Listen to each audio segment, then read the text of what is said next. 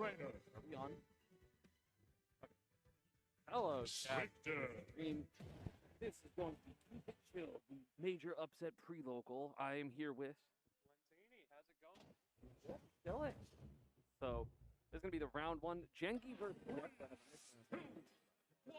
Pokemon Trainer versus... I haven't seen this matchup in the pandemic. this is a 2019 ass matchup.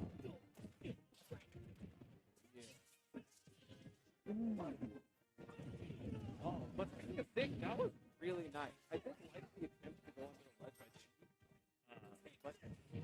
Yeah, but that downer, of course, is going to be extra good. I don't know how Belmont's... Hey, hell, now we can hear ourselves in the mic. I don't know if we were on before, but hello, everyone. Could you turn down my ears a little bit? Yes. Thank you very much. My ears are perfect. I don't know how Belmont deals with Squirtle, but as I say that, Genki has added about 70%, so... Yeah, I feel like it's one of those matchups where, in theory, obviously it's going to be hard for Belmont to get edge guarded like we saw on that first stock, but once they get their ledge trap set up, like, Ivy could just die. Yeah, I feel like Ivy especially will have a little bit harder of a time because, like, the drop-down uppy's not going to be as good. But, okay, we got a lot of projectiles going now. Genki's found their rhythm. Oh, but that, yeah, Axe definitely going to get punished. Not going to hit... And that was the edge guard opportunity we were talking about. Ouch. He needs to get those, otherwise it's just going to be hurt. Yeah. Oh, nice ledge jump read. That was kind of wild. Yeah, that was a great call out. Hitting with the back air. The Holy Cross, of course, not going to hit its mark because of the invulnerability of Pokemon Trainer. Yeah. Oh, no, double jump. You're dead. Could have been up. Okay, that was good. That was good. And the beautiful swap to make sure that the second uppy, like, lack of bounce on the tether didn't matter. We got a full stock lead again for Despa. All right, Despa, I see you. He's cooking with those downers. Yeah, playing really well.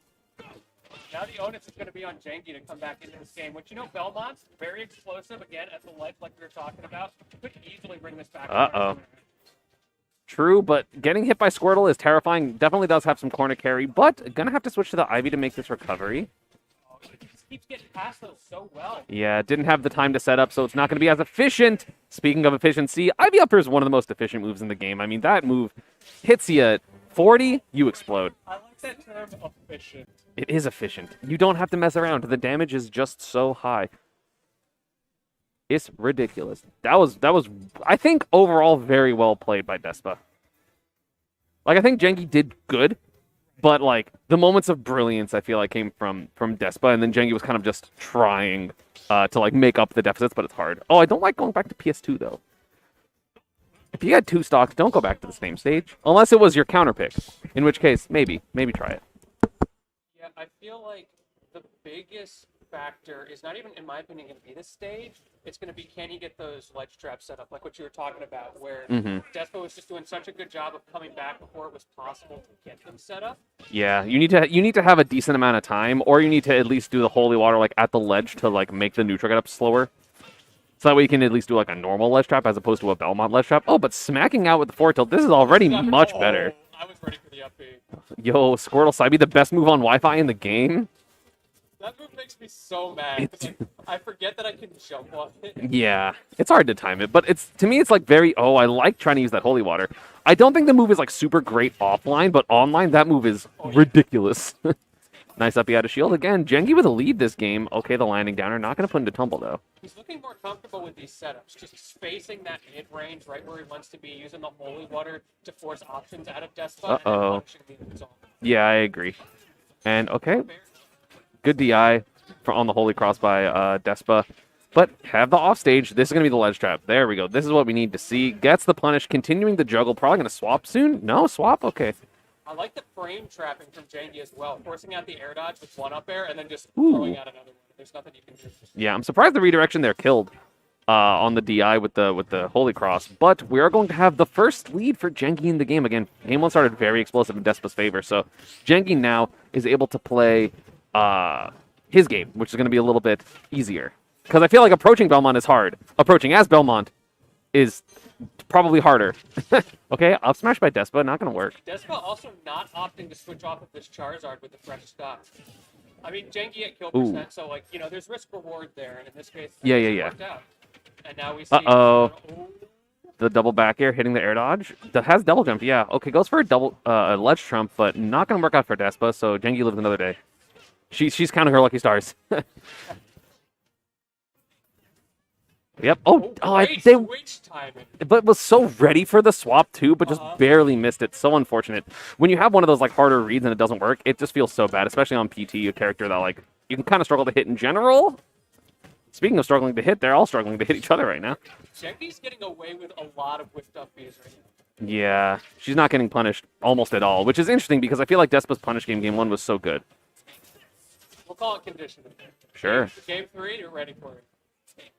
This is the Holy Water setup is here. Despa can't get past it, but not enough damage, and just the up smash might come out wrong. Yeah, the Holy Cross is not going to be as good on the ledge trap just because it knocks so far in the air, and if you're not ready to get the confirm, like Gengi just missed, right? So it's going to allow your opponent to get back to the stage and just completely avoid the ledge trap. Uh-oh, has the...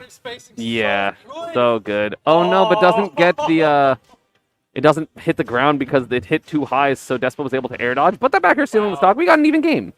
Maybe not the best DI there, but you know. I think it was good DI. You can't blame either way, just being that far away. Yeah, getting hit by these long range hitboxes are always kind of a surprise. Okay, and again, Gengi setting up the wall, not letting Despa in, or trying not to let Despa in, but I think the Despa thought that the down throw downer was going to get hit by the Holy Cross because it was a little bit in the air. Ooh, hitting the air dodge. Great jump in there from Despa. That's a mix-up we have not seen yet in this set. Yeah. Oh, border. But he missed once, and that's all it takes. All of a sudden, Despa in the driver's seat with the whip. I don't know how good Razor Leaf's going to be in this match because I feel like Gengi's projectiles, like Belmont's projectiles, are just better than Ivysaur's. It does stop the Holy Water in its tracks, which can be situationally really nice. Yeah. I agree. Okay, You don't want to well, play this spacing game against Belmont. as I say that, literally all Despa's thrown out is Razor Leaf recently, so maybe I'm wrong. But Gengi finally getting a hit. She needs this control. She needs this ledge trap, like, ASAP, or it's going to be really difficult. Wait. Yeah. Oh, man. For a second, I thought that Gengi was going to live that, but not quite. Yeah, so Despa takes it 2-0, because I'm assuming it's not best of 5 in round 1. Yep. Still great stuff there to like fight back so well in game 2. We saw Because game 1 was bad. Yeah. It was a bit rough. I mean, that's a bit of a Belmont special, though, right? Like, Yeah, you get edge guarded or you get like just large comboed because you're avoiding the edge guards, and it can be rough. Yeah, I definitely think Gengi played well. She had a lot of heart, but I feel like those, like the ledge drops just weren't quite strong enough for her. And also just a couple of times like the cross was knocking into bad situations for her. I guess worse situations than it could have been. So that was basically like the advantage of Despa was pretty good, whereas Gengi's was just off the mark a little bit because like I'm gonna cover for a hit, but it wasn't as good of a hit. So then neutral came again, and then that's gonna clearly be in PT's favor. Yeah, completely agree there. Though, like you were saying, really good stuff from Gengi to be able to create those situations at all in that matchup, because, like we were pointing out, the moment PT gets in, it's just kind of... Yeah, especially the Squirtle, which that's why we saw the beginning of, or the 2 of the stocks game 1. Yeah, and like game 2, finally getting that kill with Charizard, switching to Squirtle and able to just do like 50, 60 damage all at once, send him into the corner, and completely bring the game back in his favor after that explosive first Belmont. Yeah. So, I mean, PT just is good character. Sometimes you just see a tier diff. Like, you can win as any character, but if you're not, 100% efficient at literally everything, sometimes tiers matter. Also, hi, chat. Yeah, chat, what's going on? Welcome to the pre-local for Major Upset. Keep It Chill 3 happening tonight. Always love seeing you guys. Oh, is this a new local? This is the it's one of the like bi-monthly, kind of things going on down here in Portland. I see. So yeah, everybody sign up for Keep It Chill 4 early, or you're gonna. I missed it. I'm not in the bracket. I was just gonna say. Yes, you were. Somebody on the setup might have forgotten. I to sign up. forgot. Okay. I don't know how pre-locals work. I never go to them because I'm typically too tired. Okay, I see how it is. But the bald man got here yesterday. Well, it's awesome having you here, and I'm glad I get to have comms with you today. Yeah. It's been great. I'm a huge fan of commentary. I just, it's hard to, like, one, if I want to do both, I feel bad taking it because, like, commentary is so competitive at, like, majors, and I don't want to be like, hey, add me there, and just boot out, one of the other commentators that, like, trying to have their come up. Because that feels a little selfish considering I'm also playing, but then also, I don't want to not play and just commentate, you know? Yeah. Well, we appreciate the self-sacrifice, those of us who are trying to get into the commentary space. Huge fan of my baldness. Thank you, Muraski. I appreciate it. Conejita heart. So I'll say it as someone that doesn't know Spanish. Conejita.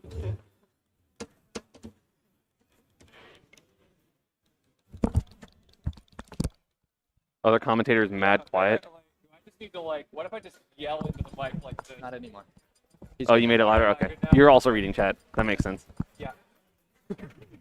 Chad, I hope you're all excited for the weekend. Reminder, we will be co-streaming both on BTS as well as Satellite Smash this weekend for Ultimate. As in there's a side stream, or you're doing both streams the same thing? Satellite's a side stream.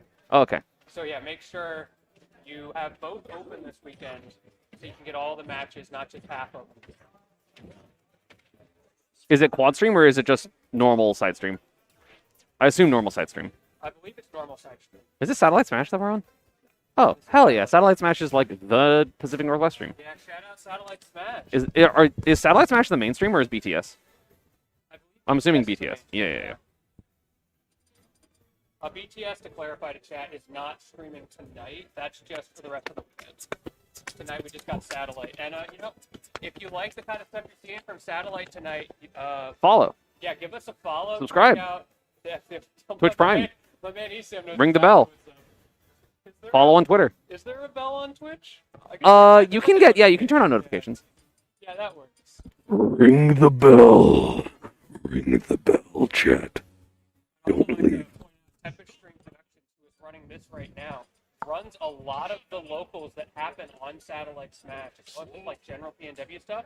So if you like the production quality, first of all, give them a follow on Twitter. But Yippee! also, come back to Satellite Smash for all the local stuff. See their production day in, day out. Okay, neither of these people are using their tag as their in-game tag, so I don't know who's who. Lumekos is the best. Okie dokie. I know this because I play Lumekos a lot, and let's be honest, they body me a lot. Okie dokie. Good to know. When I'm on top, Oh, they're on the stage. I love the tag Fizz Khalifa. That is great. That's Okay, pretty great, yeah. hitting the up be fair. Bayo, of course, one of the highest damage dealers in the game. But Wolf, one of the earliest killers in the game. So you're not really going to be... I feel like we're going to be seeing a lot of percent differentials Oh, yeah. in terms of, the kill... when the stocks end. And this is exactly what we're talking about. Lumekos had an opportunity there, but not able to extend super well. Oh, did you... yeah, gimme. I got it. Did that work? No, I we're messed all up. over the place. Oh, I messed up. Oh, wait, hold on. Hold on a second, chat. We're untangling headphones. Okay, now it's under. There we go. What? How did it... Okay, no, that was... Am I stupid? Oh my goodness. I'm stupid. Am I stupid? What? How? Okay, whatever. Sorry, so Wolf is winning. Fizz Khalifa. Yeah, sorry about that, chat. We had to fix a couple of things going on over here. You know that thing where you put your headphones in your pocket and you pull them out and they're somehow tangled everywhere? That's what we're dealing with the headsets Okay, right to now. be fair, there's 5 different headsets. Yeah, there are. So that's the Tempest Stream prediction. They just got so many headsets to work with. They have so much technology. But yeah, Fizz Khalifa, honestly, very strong lead right now over Lumekos. The Lumekos fans in the chat are crying, throwing up. I believe in Lumekos, the comeback queen. Well, gonna need to be a big one because Fizz Khalifa up 2-1. See, there we go. one That's what I'm long stock. telling you. So Oh loud. my goodness. Sorry, chat. We're still figuring out some audio levels here. But Yes. I think I'll move Just it a move it little away, bit. yeah. Yeah. Move That it away should from the be mic to good breathe now. in. All, Man, all 7 of you got that right. That is a deep cut right there. I'm old, okay? What are you trying to say? I'm old because I get it? No, I'm just gonna make old references. Wait, how old are you? How old do you think I am? Let's start. 26. Okay, I'm or impressed. 19. One or the other. I can't tell. Let's go with the 19. No, I'm 25. So I'm Oh, impressed. You're real close. Yeah, Lumekos definitely pretty far behind right now. Fizz Khalifa showing the ability to use this Wolf neutral to their advantage. But at the same time, Rage Bayo, it may not be Smash 4, but okay, maybe. Well, it was a 2 stock, so it looked honestly like Smash 4. This that is looked true. That was dominant. Yeah, Fizz Khalifa. Fizz Khalifa looking really Does solid. Fizz Khalifa have a different tag and they like changed their tag as like a troll? Or because that was kind of gross. Yeah, it was. The game audio and the mics are having a fist fight. It's all cool. We're figuring it out as we go. But now Lumekos has their counter pick. I have seen them come back from worse. From worse. The up tilt bears from Lumekos hit different from any other Bayo I have ever seen. So definitely going to be watching out for those in this second game. But I feel like a lot of it just comes down to they weren't able to get anything started. Wolf neutral, good. So Yeah. it's really hard to hit Wolf if Wolf doesn't want to get hit. Yeah, Fizz Khalifa did such a good job of, like you mentioned, that Wolf neutral, being able to play in a space where Lumekos could only get stray hits, couldn't get those Yeah. big Bayo combos. And the frame 2 air dodge of Wolf is going to make it really difficult to like do, not the guaranteed stuff. And granted, Bayo has plenty of guaranteed combos, but Wolf is also a great character. Speaking of air dodge, is it punishing air dodge and Bayo's mash air dodge because it's frame it's 1. so good. It's almost like you might as well, but then you get caught in the loops of just doing poorly. Okay, good. Edge Nice pressure. reset, but- Wonderful SDI/DI. Not sure. I Man. guess it was probably both of Fizz Khalifa. So, ow. Great stuff from Lumekos, I think, in a regrab situation there, and managed to punish Fizz for getting a little bit overextendy on the ledge. It's so easy to do that against Bayo when they go for the regrab. Yeah. Oh, nice. Reverse up air back air. Oh, it's still Second back going. air. Great.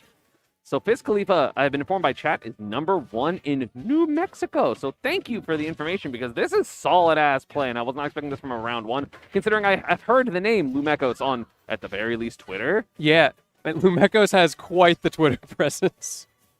Those who know, know. And right And those now, who don't are probably glad about that, based on the phrasing of that. I'm just going to leave it there, chat. If you want to look up Lumekos on Twitter, that is your prerogative. Forward tilt. Not going to get the kill. I was going to say the big blast on's a Battlefield, but Oh, I keep that'll do forgetting it. that Battlefield side blastons are actually normal in this game, unlike literally every game since Melee. Yeah. But Lumekos still got the lead here. That 63%, like you were mentioning, obviously, Bayo tends to kill late, but like the well-placed up tilt back air could kill surprisingly early and give Lumekos a big lead. Speaking of back air, we got Saibi back air, extra damage from the bullets. Of course, Wolf is going to recover here because Fizz Khalifa saved his jump. Lumekos, So much pressure. oh, see, and that's like punishing bats. I mean, I know that was the late Withstime bats. Oh, but Lumekos got it. They are now the first lead I think they've had, all set. So. And now this is their opportunity to take that to the bank. This is the check for Fizz Khalifa. Can you do more than just play neutral? Can you bring it back when Lumekos has the ability to, just stall you out, run away a little bit, and Up wait for the you out to of be unsafe? shield. Yeah, Speaking exactly. of- Wolf doesn't have that kind of opportunity, so he has to play much more honest. Oh, I speaking of the love elbows, that okay. attempt. No, that was great. Okay. The get up attack was actually the only option that was good there. Yeah. So great scouting out by Lumekos and knowing that. See, just But get up that attack. probably would have killed. That move is ridiculously crazy. strong. And if nothing else, it would have put Lumekos in a really bad situation off stage, and Wolf loves to ledge trap. Well, yeah. I was like, Bayo can definitely just make it back. Oh, downer sent it the wrong way. I think if it's sent to the right, it probably would have killed. We're probably going to see a witch time soon, is my guess. Just like a jumping forward witch time. I'm a liar, apparently. Yeah, this is Fizz's opportunity to get back into the game. What's he going to do? Oh, Love such a that. weird situation, That and was it so good. finally... I love that. To make it so that Bayo had to waste their damn. Yeah, sometimes you just get duffed in the face. But I loved the off stage to make it so that Lumekos had to waste their resources off stage to make it so that it was an easier regrab timing so that he can get the punish. That was really, really good. Okay, a little bit of Lumekos lore on that one. Lumekos fiends for Bayo smash attacks. Every game I've ever seen Lumekos play, they find a way to bring in like the double down smash, the double F smash. I mean, honestly, those moves are mad underrated in my opinion. Which one? Bayo smash attacks. They're strong as hell. So yeah. Yeah, exactly. They're not like the upper echelon of the smash attacks, but it's like, oh yeah, you're Yeah. gonna die. Exactly. It's a situation where, like, sure, there's better smash attacks in the game, but you don't expect the Bayo smash attacks very often, and I so they do. catch you off guard. Because Bayo struggles to kill, so I expect them to YOLO at like 80, and because if they get hit, they're like, oh, okay, well, it was Yeah, either they're- that or live till 170, and then I jab you. Oh. Yeah, the risk reward is just there. Yeah. Up throw, forward air. Fizz deciding to go to town and city for this. How do you feel about the counter pick? I think it's really smart. I do think that because Wolf has such great air mobility and just mobility in general, it's going to be a little bit harder. I like that attempt. A little bit harder for Lumekos to get the hits off stage to get these early kills because Fizz can just kind of stay center stage, whereas Wolf Fair Bear is just going to kill. Yeah, that's true. It's like more mobility on the ground, bigger space, able to play passive neutral, which is really good for Wolf, and then probably not going to die super early. So in my opinion, really good. Plus, Wolf doesn't really kill up. I mean, Yes. up smash, I guess, but like things like that. Yeah, that's just going to be so difficult for Lumekos to deal with. Now, of course, the other side of that is that if Fizz Khalifa does get caught off stage, he can die super early. Yes. So that becomes, the win condition of the game is to just not end up off stage, get that neutral control in the center of the stage like you're That's talking about. exactly. You literally got down throw dash attack and went, I'm Yeah. the center. Like, I'm not giving this up. And playing very safe in shield, which was really good to avoid the ABKs that Lumekos just threw out and got, the slide offs are always a little tricky. You got to be ready for those. But Lumekos not out of this game yet. 91% on Fizz Khalifa. Certainly Nice parry. not as much as Lumekos would want at this point in the game. But, a well-placed up-tilt bear like we were talking about. Weird. Oh, That was so no. good. Fizz was in Lumekos' head, knew exactly what they were going to do in that scenario. I can't tell if that was a read or a reaction on the up B, because either way, that was crazy. Back air, again, because he got hit in the center of the stage, isn't going to kill. That's what I'm talking about with the big Finally. But yeah, nice catch there. A good recovery from Lumekos. Missed the first back air, but managed to fall back down and get the second. But now an entire stock behind. And Wolf This does is- damage. Yeah, this is just so hard for Lumekos. Ouch. We're seeing everything you were talking about with this counter pick coming into play right now. Yeah, the mobility is just going to be so good. I mean, again, Bayo does struggle to neutral if she doesn't have a lead just to, play timeout. And Lumekos is just not really able to get anything going. The spamming bear is, of course, going to be good. Greedy by Fizz, but doesn't end up dying. That could have been Yeah, that really could have been bad. the stock right there. Yeah. And the momentum shift from that could be huge. Just a little bit of a reminder maybe for Fizz that, hey, Lumekos Well- may still got your number. Yeah, and honestly, missing those type of things is bad momentum, in my opinion, for Lumekos. But got a good... Oh, doesn't go for the second up air. Probably wouldn't have hit. And so Fizz is going to make it back. Up smash out of shield. Not going to be fast enough. Hesitated just a little bit. Okay, up air. Getting the up tilt back air. But again, not getting hit at the Gonna ledge, have to so go you're not deep. going to kill. Yeah. It's so hard to, edgeguard Wolf because of the different timings of side B and up B. And then, of course, just, frame 2 air dodge. So double jump air dodge is going to be really good. I love the empty jump attempt by Lumekos. Not going to get the back air. I don't think they hit the turnaround that they wanted. Yeah, that was kind of a weird flub from Lumekos. So let's see, maybe now the There back it air is. finally, yeah. Probably going for DI mix-up from the previous one, but managed to close out that stock Uh-oh. there. And That was honestly really well played that game by Fizz Khalifa. I think Lumekos, obviously, they were starting to bring it back, but it's really hard to bring a Yeah, lead it back is. versus Wolf if you're not hitting those edge guards, and Lumekos wasn't, so. yeah, good stuff to Lumekos for staying composed, doing as well as they did in that set. But, Fizz Khalifa, number one in New Mexico for a reason, clearly. Played that matchup so well, especially in that game 3. All the stuff you were talking about going into the game, we immediately saw it coming into action, taking control of center stage, not overextending, and just, out neutraled. Yeah, how's it going, chat? Hi, Hi, everybody. chat. Welcome back to Keep It Chill 3. How's everybody doing tonight? I don't think I know. I don't know what I'm doing either. Is it the- But anyway, hi, chat. We can see you. Yeah, we got you on the phone. Bye, Esam. What do you mean, bye?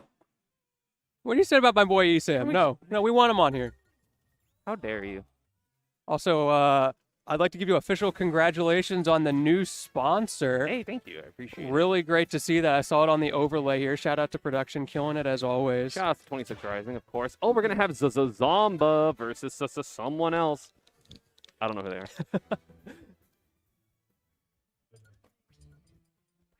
So are we still in round 1 here?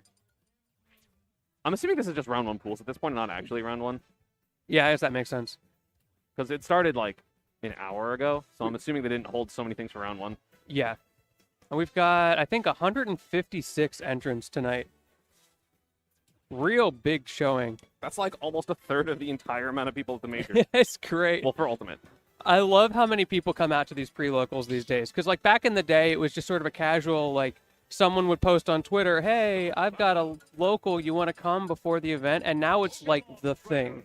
Everybody comes in early on Friday so that they can go to the pre-local. And I love that. Especially Yeah. like PNW, we always have big pre-locals. And for those of you who like Keep It Chill, if maybe you didn't get a chance to come to this one, but you live in the Portland, Oregon area, this is a regional that happens pretty frequently in the area. This is Keep It Chill number 3. Keep It Chill 4 will be happening in the next couple of months. I believe registration, I don't think it's already up, but Oh, it it's should just be going up stupid. I soon. knew I thought I recognized that person. So we're gonna have a good old Rob versus Pokemon trainer. I'm just gonna assume that like Pokemon trainer quote unquote wins the matchup, but it's still Rob. So Yeah, exactly. That's every Rob matchup, right? Well, at least every Rob matchup against a high tier. He's like, well, Rob actually loses, but then like Gyro comes out and it's or like someone doesn't deal with down tilt perfect, like picture perfectly. yeah, you get caught by one side B. Like there's so many. Rob's Uh-oh. just such a cheese lord. Oh, I love Phantom the footstool. Nice. Yeah. Great recovery. Double jump up air. Not going to cross up. Getting good DI by Despa. Yeah, I love the. Oh, great snipe. Not over though. You have to double. Yeah, you're dead. Yeah. Wasn't going to make it back with the up B and was just a little too low to hit the wall. They got some damage though. That was so close to hitting. I do know, obviously, Zamba has a ton of Pokemon trainer experience between playing Quid a couple times, between Beast at the Fusion locals. So it has been a lot of Pokemon trainer experience. Granted, Zamba sometimes loses those, but still going to be very experienced and going to be ready for a lot. And we see it right now. Going for the Rotor Arm, not going to hit its mark. Second Ooh, uppy, though. Great Vine coverage. whip from Despa. and Vine Nene. I was about to comment on how much Despa's fishing for down airs, but making a liar out of me even preemptively by mixing that up so well. And I think Zamba was probably noticing the same thing. Like, Yeah. we just down air, down air, down air, and then all of a sudden when it was needed, Vine Whip. Yeah, the honestly the water gun to shoot the gyro out was also very, very good. Not gonna have a good enough out of shield option. Good luck. Oh, got Ooh, out of it. Got without out. even an air dodge. Nice. That's going to be huge for Despa. The opportunity to get some momentum here with the juggle, get around that Nair so well, but just back in the corner.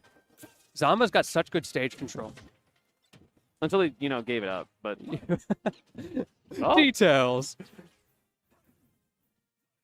yeah, gonna try to do the classic Pokemon Just trainer trying to thing. stall it Second out. regrab, gonna get hit by that. No double jump, forward tilt. Yep. Yeah, Picture and just- perfect edge guarding right there by Zamba. Zamba reminding us all why he's a top player. Sponsored by Sasuga. Space Despa- Station Games. Despa plays around Zamba's Nair really well. Whether it's spacing or parrying, there we see a parry on the fair. Really knows those timings and the placement. But I feel like it's another one of those cases where once Despa gets advantage, not able to get as much off of it as Zamba is. Yeah, it's kind of like the opposite of the last set, where Despa's advantage was way better than the Belmont players. But now Zamba, obviously, top player. Like, a big thing that separates the top players from the not top players is literally just consistent advantage states. Like, that's probably like at least half of it. Oh, but the advantage right now almost going kind of killed. crazy. And that Oh, was he's- not the sweet spot, He wants that down air. I see it. of course. Oh, that hit! The low angled Vine Whip. Again with the Vine Whip, Zamba just has not been able to space around those. But getting cheesed by up air possible. Nice fastball air dodge. Not Breaking up over. a Good DI. Surprised it didn't kill screen. Oh, XD fell out. that is exactly what Despa needs to get back into this, but Zamba doesn't care. Rinse and Charizard repeat. time. We've seen this before. Charizard. Aw. I like Charizard's broken. So I wanted Charizard to win that. Well, I like Zelda. But it's also very funny seeing back air at 40%. I love how much the opinion of Charizard has changed over the course of the life of the game. Nah, fuck that. That character's always broken. Anyone that said otherwise ever is dumb. Granted, Charizard did get buffed in the patch that Ivysaur got nerfed, but that character is horse. Wait, I'm not trying to say you're wrong. He's got some cheese, but like when this game came out, everyone was like, yeah, Charizard, worst character in the game. Worse than Ganondorf. And look at him I now. don't think that. I don't think that was ever quite true, but they thought that he was the worst of the three at the very least. All right, small battlefield is the counter pick coming out from Despa. It's like PS2, but barely different, I guess. Oh, no, Zamba don't with do a it to double him. Toss? Okay, managed to get away. That was really scary. Yeah, didn't quite get the correct follow up there. Should have been like single toss and then jump double toss probably. As someone that studies that stuff too much, but it doesn't matter. Zamba's just gonna win an advantage anyway because top players, as I mentioned. Man, that was such a brutal situation for Despa. Finally figured out how to get around that gyro that took 2 stocks with the setups last game. And the moment, like, finally I figured this out, Zamba just side Bs and it's over. There are many levels to this, many layers like an ogre and an onion. Okay. gets the falling back air, and I love the Razor Leaf doesn't get the kill. I'm actually very surprised. Zamba just has struggled with that Vine Whip. Obviously, it didn't kill that time, but is it Rob going is to happen big. again? Barely missed it. Yeah, and using the double jump to get back on stage and actually maintaining the position. That's one of the scariest things about committing to like an edge guard against Rob is if Rob has that double jump, it can be reversaled so easily. No resources right now. And there it is on again. Yup. You didn't have the bounce of the back of the uppy. Speaking of, I said back here because I saw Charizard back here. One of the best backers in the game. Zamba has flowcharted that same edge guard for a kill 4 times out of the 5 stocks that have taken now. Rob's edge guarding is really, really potent. So if you get around one thing, there's definitely just another part of it. Yeah. 2-frame. Water gun not going to hit its mark and not going to hit the left shot, but still maintains corner. Oh, I lied. The upper hit the wrong way. But great. again, that Despa. was really good. Despa starting to find the chinks in the armor, but yeah, the Zamba Nair coming through. Let's see if this Ivysaur can get something started. That Vine Whip, Razor Leaf may be supposed to be a full hop. No, I think it was supposed to be short up. I just don't think that Despa expected Zamba to be put on the platform because if he did, then definitely could have just good DI. Damn, definitely could have just like ran and tried to up air tech chase. And again, a There it YOLO is. Razor Leaf, almost the exact same percent of like a deficit from last game, but gets that first hit. Back air dash attack, down throw, up air, up air. This Oh, is the the second one opportunity didn't for hit? Despa to come back. Still going. This This is not over. good DI by Zamba. But Oh, the you got so footstool. greedy. Yeah, that's what you get. Oh. That's what you get. You can't get too greedy off stage versus Rob. It always has to be tempered. It always has to be patient because otherwise that character just gets back for free. Unless you have like a broken recovery. But PT is not one of those characters. So Man, that was a tragic way to end for Despa. I really respect what they were going for there. Certainly an opportunity, but like you said, Zamba is going to punish you if you overextend, especially with a character like Rob. yeah, you got to be so careful against Rob off stage. But again, the advantage state was basically everything in that set. It looks like we're going to have Sparkle versus JDV. Yeah, JDV, my homie. This man carpools to tournaments with me. So I Pac-Man's might be a little broken. biased this time around. Pac-Man's broken. Clap, clap, clap, clap, clap. Pac-Man's broken. Come on, chat. Say it with us. Pac-Man's broken. Pac-Man's broken. Chat, you better have done it. Hi, Justice. Yeah, what's up, Justice? Yeah, this matchup is actually not that bad for I think Hero probably honestly wins this matchup. just because Really? bounce. And then you have Oh, a yeah, sword. it's true. Another thing, I feel like I don't know how Hydran interacts with all the spells. But Hero a little bit wins the JDV matchup just because JDV plays a very slow Pac-Man. it's Pacific Northwest. All of you play the slow version of whatever character. I don't know you what play. you're talking about. When have we ever done that? Yeah, we're Stairs in H4. there was one time recently, it was H4 JDV, grand finals of just some random local, went until 1:30 a.m. because these two, between winners finals, losers finals, and grand finals, played 13 games, and almost every single one of them went to time. Yeah, that sounds about right. Admittedly, that is how you're supposed to play the Pika Pac-Man matchup. So, not their fault. But yeah, definitely great to see my man JDV. I'm hoping he's going to really go on a tear this weekend. I believe in him. He hasn't had a lot of great out-of-region experience. So always awesome when he gets to come out to these regionals because he is number Really good. one. He's number one on the PR Western Washington Ultimate right now. And for a reason, he's been dominating the scene. Yeah, no, he's crazy. Very strong. Pac-Man's broken. Clap, clap, clap, clap, clap. But like just has some really good positional awareness. And then, of course, if you're ever sleeping just a little bit against Pac-Man, which again, in slower games, sometimes you're going to get a little too aggressive. Suddenly you die at 60. So, just strong play overall. But again, bounce going to make that a little difficult. The invincible forward tilt is going to maybe put in some work when hitting Hydrant. Obviously, Hero has cheese. You better use one with Munchie. Yeah. You better use one with Munchie, Sparkle. You better use one with Munchie. Do it. Nope. Yep. Nope. Yep. Nope. Nope. Don't do it. Don't do it. I'll be upset. Then I'll root for JDV. I'll root for JDV. Don't think he won't do it.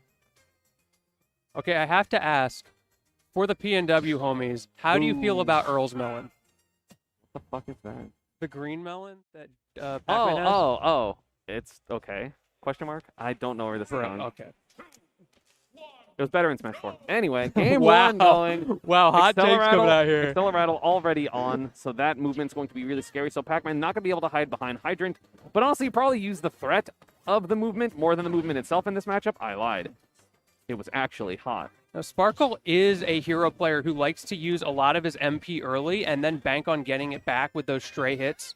So he's going to have to be really careful about that. I've seen him have great success with it. No! Oh, no! Well, okay, one, did the wrong side B because not enough MP, but two, the Hydrant messed it up anyway. Oh, there's the Earl's Melon. Come on, JDB. Prove ESAM wrong with that You're thing. literally super right. There is no MP, but also no stock on JDB side. A clean first stock, and the bounce is now up, so Pac-Man has to fight or just blatantly run away. And that's what I'm talking about. That's the game plan from Sparkle. He just plans around using that MP heavy and early and getting his advantage with it and being able to convert and get it back. But if he can't, it's going to go very quickly the other way in JDB's favor. I've seen a lot of sets where these two, especially because they always go deep in the bracket runs in PNW, it'll come down to the MP. Washington? He's general PNW region. I don't know exactly where he hails from, but he shows up in a lot of our regionals. Okay. Oh, that was also a crit on shield. You can tell because of the super extra hit lag. Gonna have more you're MP. Oh not my dead. god! Someone lived Pac-Man forward smash. This is the best player in the world. I feel like he could have charged that just a little bit. He had the time, but He I did charge it a understand why he little bit. didn't. But I mean, damn, I'm kind of surprised. I thought they were gonna just kamikaze and just be like, I'm up a stock. It's fine. Up tilt with Psych Up, not gonna kill. But again, up basically a full stock. Yeah, this is starting to get out of hand for The JDB. invincible F tilt on the key. That's what you I'm were talking about. Dude, my man ESAM knows everything about this I'm game. really smart. Like, I'm not when Tweak talks, you sit your ass down and listen, but, like, I am bald. So it's like, you know. You got the Giga Brain power up. Exactly. This is looking, like, quite dominant for Sparkle. I guess what's yeah. the equivalent to like the ESAM Tweak talks? ESAM explains. Yeah, exactly. Because I do explain He a do lot. be explaining. JDB down an entire stock here. Almost got hit there. I respect it from Sparkle. When you go for low percent, oh no, double jump, low percent, whatchamacallit, thwacks just feel disrespectful, which like they are, Yeah, if it worked though, that's a Twitter clip. of course. My man was farming interactions right there. Okay, not gonna get the hit, but again, gonna avoid the Hydrant. Hydrant's almost been like a non-factor in this game. Yeah, I'm really impressed with how well Sparkle's playing around that because it's not like to say that JDB's not Ooh. using it well. JDB is fantastic at using that Hydrant. It's just Sparkle finding the counterplay so well. He is low on MP, so he's going to have to be careful. Oh, nice bounce, able to. Oh, tried Only to 12. dash attack, probably break shield, honestly. 5 MP. What can he do right now? He's really stuck in the corner. But again, Psych Up's still on, so it's going to be very like scary if a hit does come that it will actually just kill. Yeah, the Flame Slash absolutely would have killed. That forward smash also probably would have killed. And again, you keep your Psych Up until you either die or hit someone. Well, it can be on shield, but you know. Whatever. Yeah, Sparkle very clearly has his win condition here, and he's just Oh, that there. almost killed. Okay. Another one. If at first you don't succeed, try again. Unfortunately for Sparkle, the second one also not enough to kill. However, 73 on JDB. This game is really starting to get away from him. He just can't get the kill. Sparkle's been kind of farming for MP for a little bit here, and it's working. Yeah, and playing.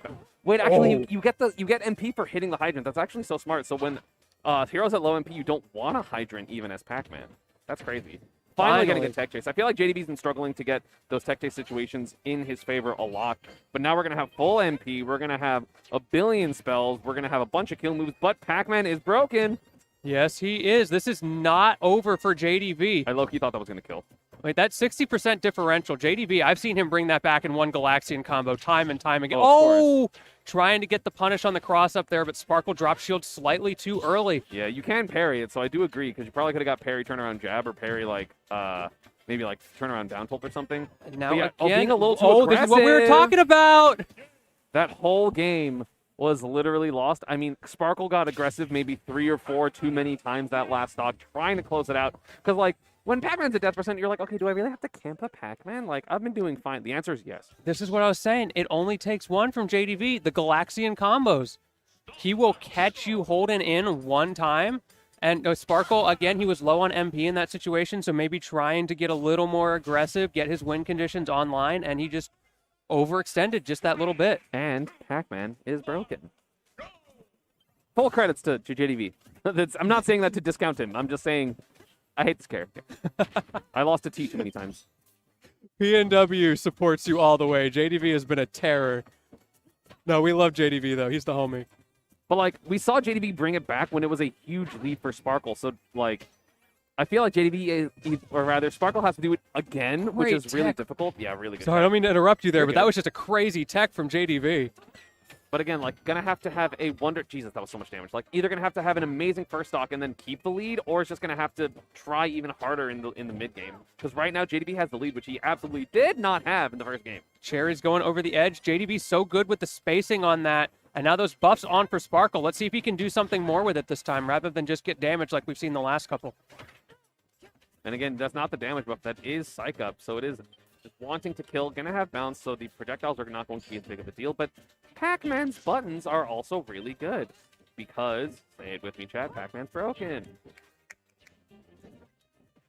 Oh, tried to get an empty jump grab. Kind of surprised that JDB actually went for a button there, because the up tilts have been catching a lot for Sparkle. Speaking of, up smash.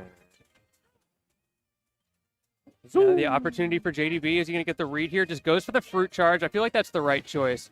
Yeah, I feel like you never get the zoom 50-50, no matter how many times you try it. You can actually, I need to make a video on this, but you can react to the camera and see where he's going. Oh, like based on how really? the camera moves, you know if he's going to go to like your side or the other half. Oh, you've got to make a video on that. I had no idea. That's super interesting. Oh, Bang just lingering so long. Glowing many colors. Kaboom going to take 40 MP, but also that move is absurd. Yeah, it's crazy. If that hit, super worth it. Unfortunately, it didn't, and now he's a little bit lower on resources. Sparkle, like I 41's said, going fine. in, like, he's so willing to use that MP liberally, and a couple times in the last game, Oh. we saw it catching him out. If JDB was able to confirm that into a kill, that would have been ridiculous. Oh, had the Oh, he's air just dodge standing with there, it. and he Yeah. gets it.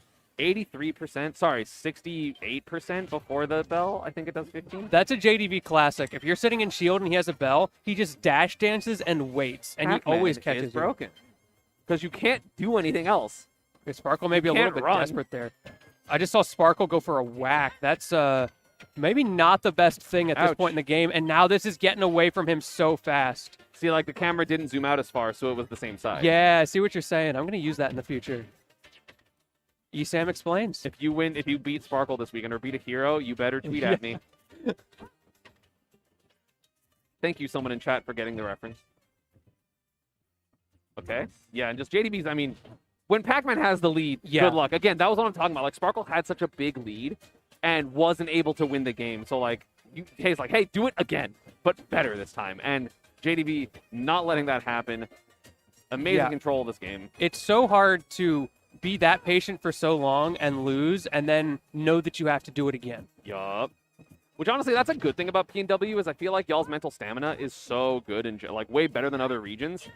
But also, Pac-Man's broken. Just anytime I can say it. Okay, forward throw. Sparkle coming back into this game, though. He clearly has not given up. That heal going to do a little bit, but that's kind of like, putting a Band-Aid on a missing limb there at that point. Yeah. Oh, he's got something silly have set up with this apple. You ready? Oh, no. Oh, the Earl's Melon coming out. Okay, I'm telling you, that move is Who's busted. Earl? Oh, doesn't get the tech that time. The swoosh or the kaswoosh. I forget which one's which. Back here, not going to kill. I think actually the heal did matter because I'm pretty sure with 12 more % that would have killed. Hydrant there. There's Forward the tilt, apple. lingering, zoom. I love these setups from JDV. He wants the 2 frames now. Oh, there's Oh, the got bell. Yeah, it's just over. Surprised that hit, honestly. That was GG. Well played by JDB. Again, well played by Sparkle. More so game 1. And again, that little bit of crumble. Like, Yeah. it's so hard to clutch out. One, against these, like, highly ranked players. Because, again, JDB, #1 in Washington for a reason. Really, really strong player. But then also, like, the character, you're like, oh, I've been doing so well. I've been doing these things. I can do what I want. You kind of start feeling, oh, I'm winning. I can do what I want. Right. As opposed to, I'm going to play the exact correct way that I have been. And then it just snowballs, especially with a character with the damage and killing potential of Absolutely. Pac-Manius. I always refer to JDV as the wall of PNW. Because once he sets up on you, you just cannot get in. Like when he has that lead, like what you were talking about, there's just, Yeah. it feels like there's nothing you can do. But really good stuff to him. Obviously, Pac-Man maybe a little broken, Top but 10, maybe top 5. JDV. Some have said top 3. He's just got like the best mental of any player I know.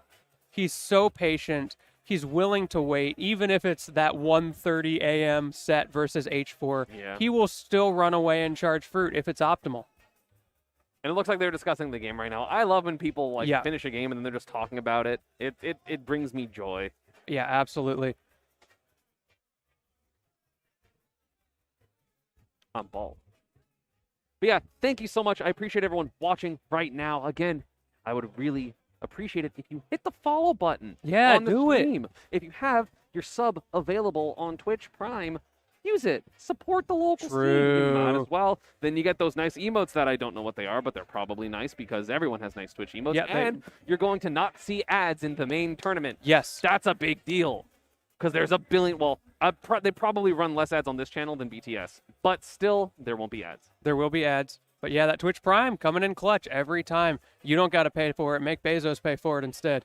After paying Bezos for, Don't think about Amazon. it too much. yeah, hey, you gotta do what you gotta do sometimes.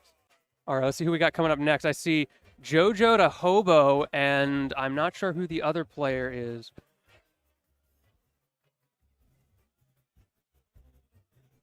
Reminder for everybody who is tuning in with us, this is Keep It Chill 3, the pre-local for Major Upset. We will be streaming both on this channel, Satellite Smash, as well as BTS tomorrow. So make sure you tune into both streams to make sure you get all of the action, not just one or the other. And, use that multi-Twitch. It's a great tool. Highly recommend it. But in the meantime, let's get Squad back stream. into... You don't yeah. need to do the fake Yeah, methods squad. I anymore. don't know if we're going to squad stream or not, though. So I always like... I assume so. I guess we'll find out. I Probably certainly... squad streams, both Ultimate and both Melee streams. Yeah, regardless, huge shout out to the venue. We really appreciate being able to come in here and do this stuff. I'm not actually sure what the... Do you know what the venue is called? It's some sort of like community How would I center, know? I'm not from here. There's zero possibility for me to know. right? I'm a Seattle guy. I don't know Oregon. But yeah, regardless, love being out here. If y'all like what you see, maybe come out to Keep It Chill 4 if you're in the Portland, Oregon area, or just kind of close by. Yeah, it was like a 15-20 minute Uber from you with traffic. Oh, that's not bad. Major upset, dun dun dun dun dun. Pass giveaway, dun dun dun dun dun. I loved that chant.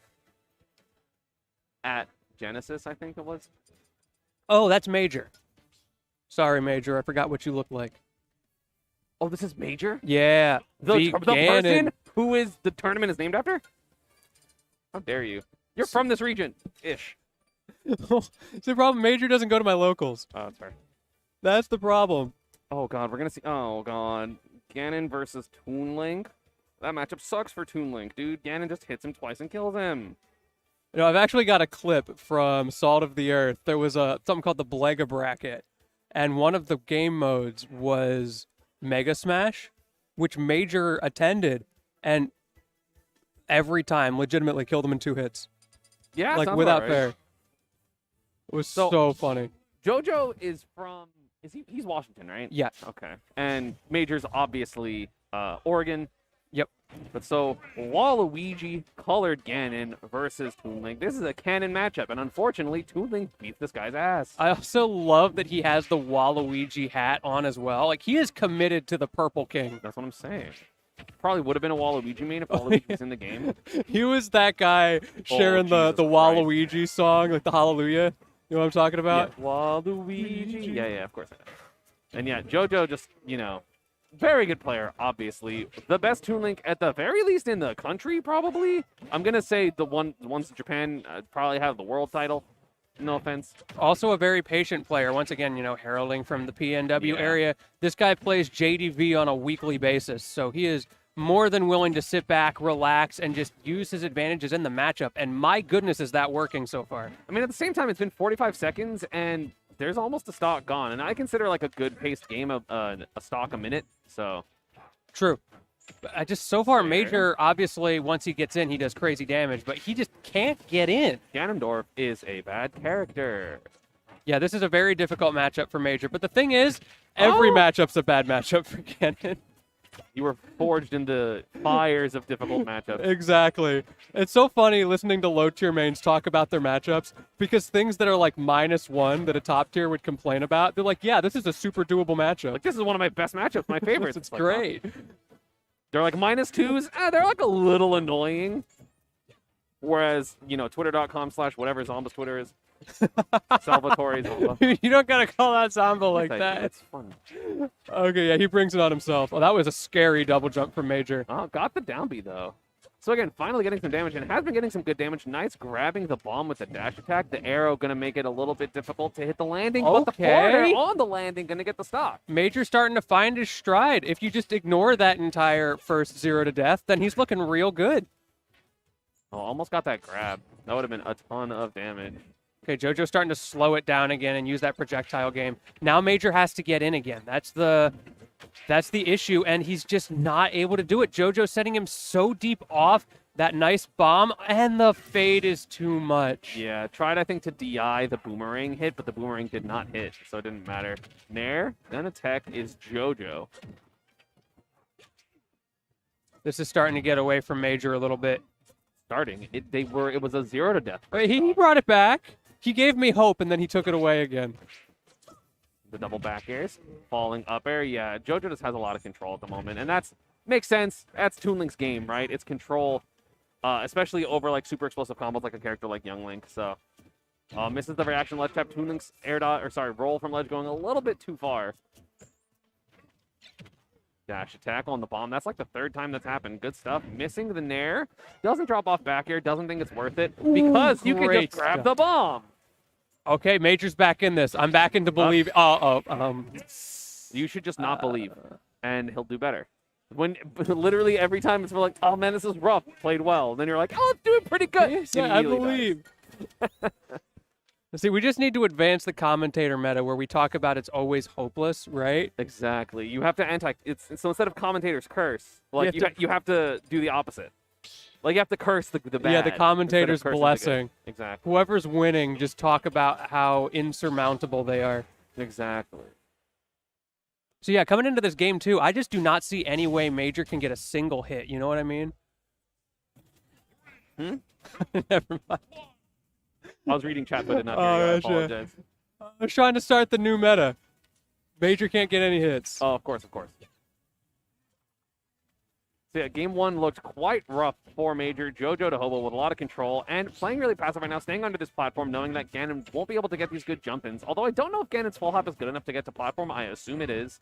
Yeah, it is. But the short hops, he's still got that option. But like you said, it reduces Oh, his you're option. dead. Yeah, You're so dead. reduced options and just the flow chart from JoJo. Making this matchup look like a no-no. Okay. Okay, I like it. I see what you're Oh, cooking. shit. That was some good damage, good coverage too. Run off up air. No, it's going to be a little late. And so now Major put himself back on the ledge. But hey, 69% is a pretty good amount of damage. For some reason, I feel like I've never seen dash attack up B. That makes sense. It's probably the most damage, the biggest out.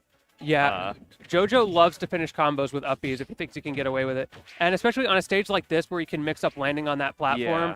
And, Ganon's so slow that, Of like, let's be honest, you can't punish that. So you might as well let it rip. But now JoJo back into his element, like you were talking about, that just two-frame. camping and get just right back to that platform.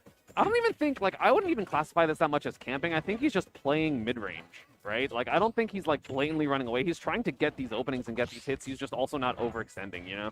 It's sort of like that camping in your face kind of Yeah. idea, you know what I mean? Because right now Major cannot get a hit. I mean, the frame data of Toon Link is overall better. Obviously the stats of this character. Because Ganon's got some broken moves. I think in my move tier lists that I do, Ganon's is high tier or top tier, yeah. in basically all of them. He's got crazy moves. It's just they're on a it's like, bad shell. It's like Incineroar syndrome. It just the character is broken except for his base stats. They just suck. Yeah. Oh, dash attack, not going to get the kill. Maybe an up I air. think No, Hollow doesn't Bastion has a high ceiling. I actually don't know. I don't really play on Hollow Bastion that much. Yeah, Hollow Bastion becoming more prevalent in the PNW scene recently as we recently changed our rule set. We lost Cave, which was a common counterpick Yeah. stage, so now people are going to Bastion more. Oh, the bomb going to prevent the Nair from hitting yet again. Just JoJo making sure he's not getting like randomed out or just like, just so ready for the good options that Ganon has and just making it look so rough. And that is a freeze stock. Man. That feels bad for Major. I feel like there were so many times where he almost achieved greatness in that set, but he Yeah. just couldn't get in. JoJo was so patient. Like we saw, Played very well. there were a lot of baits that came out from Major where he'd do like a quick move and then go into a smash attack, like F tilt up smash, and JoJo just waited it out. Yeah. I mean, I really feel just like, obviously, character diff. And also, JoJo's really good. Yeah. But the biggest thing is obviously Major is sandbagging because he's going to win Major upset. No. It's like this entire time he's never played as well as he truly can because he just waited. He knew that a tournament would be named after him. What the hell was that noise? Is this like the 2GG sagas? But the opposite. Yeah, the opposite Yeah, though, 'cause- because he can't be cursed. He has to be blessed by it. Exactly, Because it exactly. wasn't intentional. Like, right? He earned it. Exactly. Because we know like Leo, who had a saga name, definitely didn't earn it. No. Absolutely did not. That guy, I mean, have you seen the summit results? Washed. I'm just kidding, Leo. I'm sorry. I'm sorry, Leo. He's coming this weekend. I'm He's sorry. gonna find you and then ignore you when you ask for a Yeah, it's picture. true. Like, he's just gonna like, wait. He said, who cares? Like, yeah. No, we love Leo. Though it is great to see that, like, there's so many cracked out of their mind players in the scene that you can't just assume that Leo's gonna win everything. I assume Leo wins most things. Like people were like, "Who's gonna win Summit?" I'm like, "Leo," and then Leo, he didn't. I was yeah. like, "Well, he'll win the next Well, he'll win tournament." the next tournament. Yeah. Definitely not counting him out this weekend. He's got very high chance of winning the whole thing. Chat, who do you think's gonna win? Major upset. You Yeah, can't let's say see your major prediction. because that's obviously gonna happen.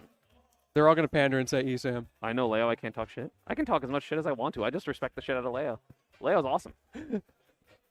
If you can't. You're literally. It's like you're not allowed to shit talk Leo. He's the goat for the Yeah, reason. that's true, it's just wrong. It's not even like in bad taste. It's just wrong. And he's just such a humble, nice guy. So you can't be like, you can't say something mean about him because people are like, why would you say that about him? Ouch, dude. Ouch can do really well. Me, Yeah. I like my bracket. Big D sweep. Dude, Dawson's fucking crazy. He's so good. Yeah, sometimes I forget just how good he is. It's unbelievable. Like, his run at Summit was an eye-opener. Dude. How did he beat Steve? Like, I know, like, don't I watched know. that set. That didn't look like Alcala, like, respected some of the options, but, like, even with that, Yeah, there was, like, definitely, like you mentioned, there was some matchup checking going on. But at the same time, like, everything's fucking everyone matchup checks. No one knows Yeah. matchups in this game. Everyone's bad. Literally, everyone's bad except for, like, the top 3. Even then, sometimes even the top 3. Like Leo DI'd in against me on my uppers, and I couldn't when like I had rage and the backer oh, combo now wouldn't you're work as calling well. out Leo. I see how it is. No, because I just called out everyone, including Leo, as opposed to specifically Leo. That was just All an right, example. all right. I'm going to send this to Leo later and see what he has to say about it. Well, I hope he has closed DMs. Okay, so now we got Fizz Khalifa back up here versus someone. I don't know what people look like over here. Yeah, chat, help us out. Who's on stage right now? We got Fizz Khalifa and who else? Oh, just chat. My run is the first couple of rounds. I don't exactly know who the people are. I think there's a Donkey Kong and semis in my pool. Then it's Ludo, which would be hard. Mhm. And then if I win that, it's Jackal. If I win that, it's Cosmos. If I win that, it's Leo for top 8. Stall step. Okay. Thank you, chat. Fizz Khalifa and Saw Step on stream right now. And the DK is coming out. And what is this? Oh, that's a CPU. For a second, I thought someone was actually going random. Like, I know it's pools of the pre-local, but you're on stream, my guy. I'm always excited for some DK gameplay. This character sucks. Donkey Kong is frustrating for me to watch because I'm like, just edgeguard him, and then everyone misses edgeguards, and I go, God. We're both drinking water. Yeah, remember to hydrate, chat. You know what they say? If you don't hydrate, you're going to dehydrate. I've never heard that phrase in my life. We're starting to now. Okay. I mean, it is true. Mostly just because we're talking. You know, that Dasani doesn't taste as bad as it normally does. was the most backhanded compliment I have ever heard. Dasani sucks. Dasani is like the worst. Wow. But like, Sorry, I'm it not. doesn't taste quite as awful. I'm not bougie with my water. This is the only one. I don't have that. People like compare this and like Nestle Pure Life. They're literally not even in the same tier. That's Yeah. like comparing Donkey Kong to Incineroar. Like it's not the same thing. And top players getting these water opinions coming out. I don't know if This I can has handle nothing this. to do with the fact that I'm a top player. Dasani just sucks. Well, Everyone knows it. They have that Fiji in your special practice room. I drink tap water for the most part. See who's Like, dude, Dasani is worse than Central Florida tap water, and that's impressive because that shit yeah, sucks. that is. Have you ever had Texas tap water? It's fine. Okay, I guess you haven't been in the same parts of Texas as me. What parts of Texas? Like the big cities. No, I've been like there, it's Austin, Houston. fine. Their tap It's water fine. is awful. Okay, PNW's tap water is very good. Yeah, PNW tap water is pretty good. Like, it's like very good. But like, CFL's tap water is better than Dasani. And sometimes that stuff smells because it has like sulfur in it. Yeah, it's bad. Oh god, why is everyone using these number tags? What is going Yeah, on? I don't This is like know. the sixth person. What If- channel if is I- going to be streamed? This one and BTS Smash. If I call that number, is that actually the right number of characters? no, Yes, yeah, it it is. If I call that number, what happens? It won't be Mike Jones. That's for sure. Because that's not the number he gave. How long until Fizz goes for a fair spike? Okay. Well, that's different.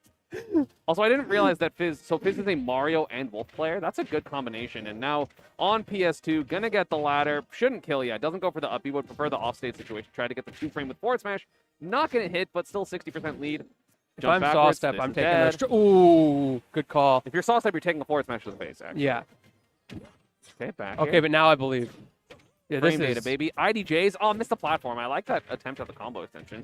Fizz Up is just getting in so well against It's saw step. Mario. How do you can't out neutral this character, especially if you don't have like a sword. Oh, and he misses the cargo throw. This is looking rough for saw step already. That forward smash call up was actually godlike on the full hop. Yeah, for real. He could have gotten punished pretty hard for that. Yeah. Finally, saw step managing to slow this down a little bit. I'm not seeing any back airs coming out from him in neutral. I don't think it's good in this matchup because Mario just whiff punishes. Like Mario's back air is just better. So like it's really, really rough. Up smash, not gonna get the kill. Down air, yeah. Yeah, this is just so in Fizz's favor right now. Obviously, DK has the comeback factor. Never count him out, but at the same time, with the way this is going, certainly not going to expect Dash it. attack. Flood. Cape. Dash attack again. Okay, Misses, there we though. go. Sawstep finally getting back on stage, but now he's got to get this ledge trap. It's so hard. DK's moves are so committal. Like, grab will obviously kill him in the corner for sure because of cargo F throw and stuff. Thought the dash attack was going to hit the roll in. Doesn't. Fizz is just not falling for these baits. I think Sawstep's feeling like he can't just beat him out in neutral, which, like, is fair. Because that matchup sucks. And so he's trying to bait, and it's just Fizz is like, I'm just going to wait. And Like, now, Mario does so much damage and has such good killing. This is absolutely not going to... finally, Definitely could have mashed out at 100. I think Fizz Khalifa was worried about, like, poorly DIing a cargo throw. yeah. Okay, so Sawstep getting a stock on the board, maybe thinking a little bit about game 2 at this point, but, you know, at the same time, one really hard read, and this is an even game. Oh, yeah, I guess there if it hit. Down throw. Up Now, air, up air. yeah. Ha-ha. Oh, missed. Good SD. I think SDI'd up by Sawstep and obviously DI'd in, so I like those options. Quite correct. DKO probably won't work at this percent, and also obviously Fizz Khalifa Reddit rather is ready for the grab. Yeah, like Mario's frame data is just so good. Like his safety on shield is so good that DK cannot get anything started. Sawstep has seemingly suddenly realized that he has fair because he is now spamming that move. What else are you gonna do?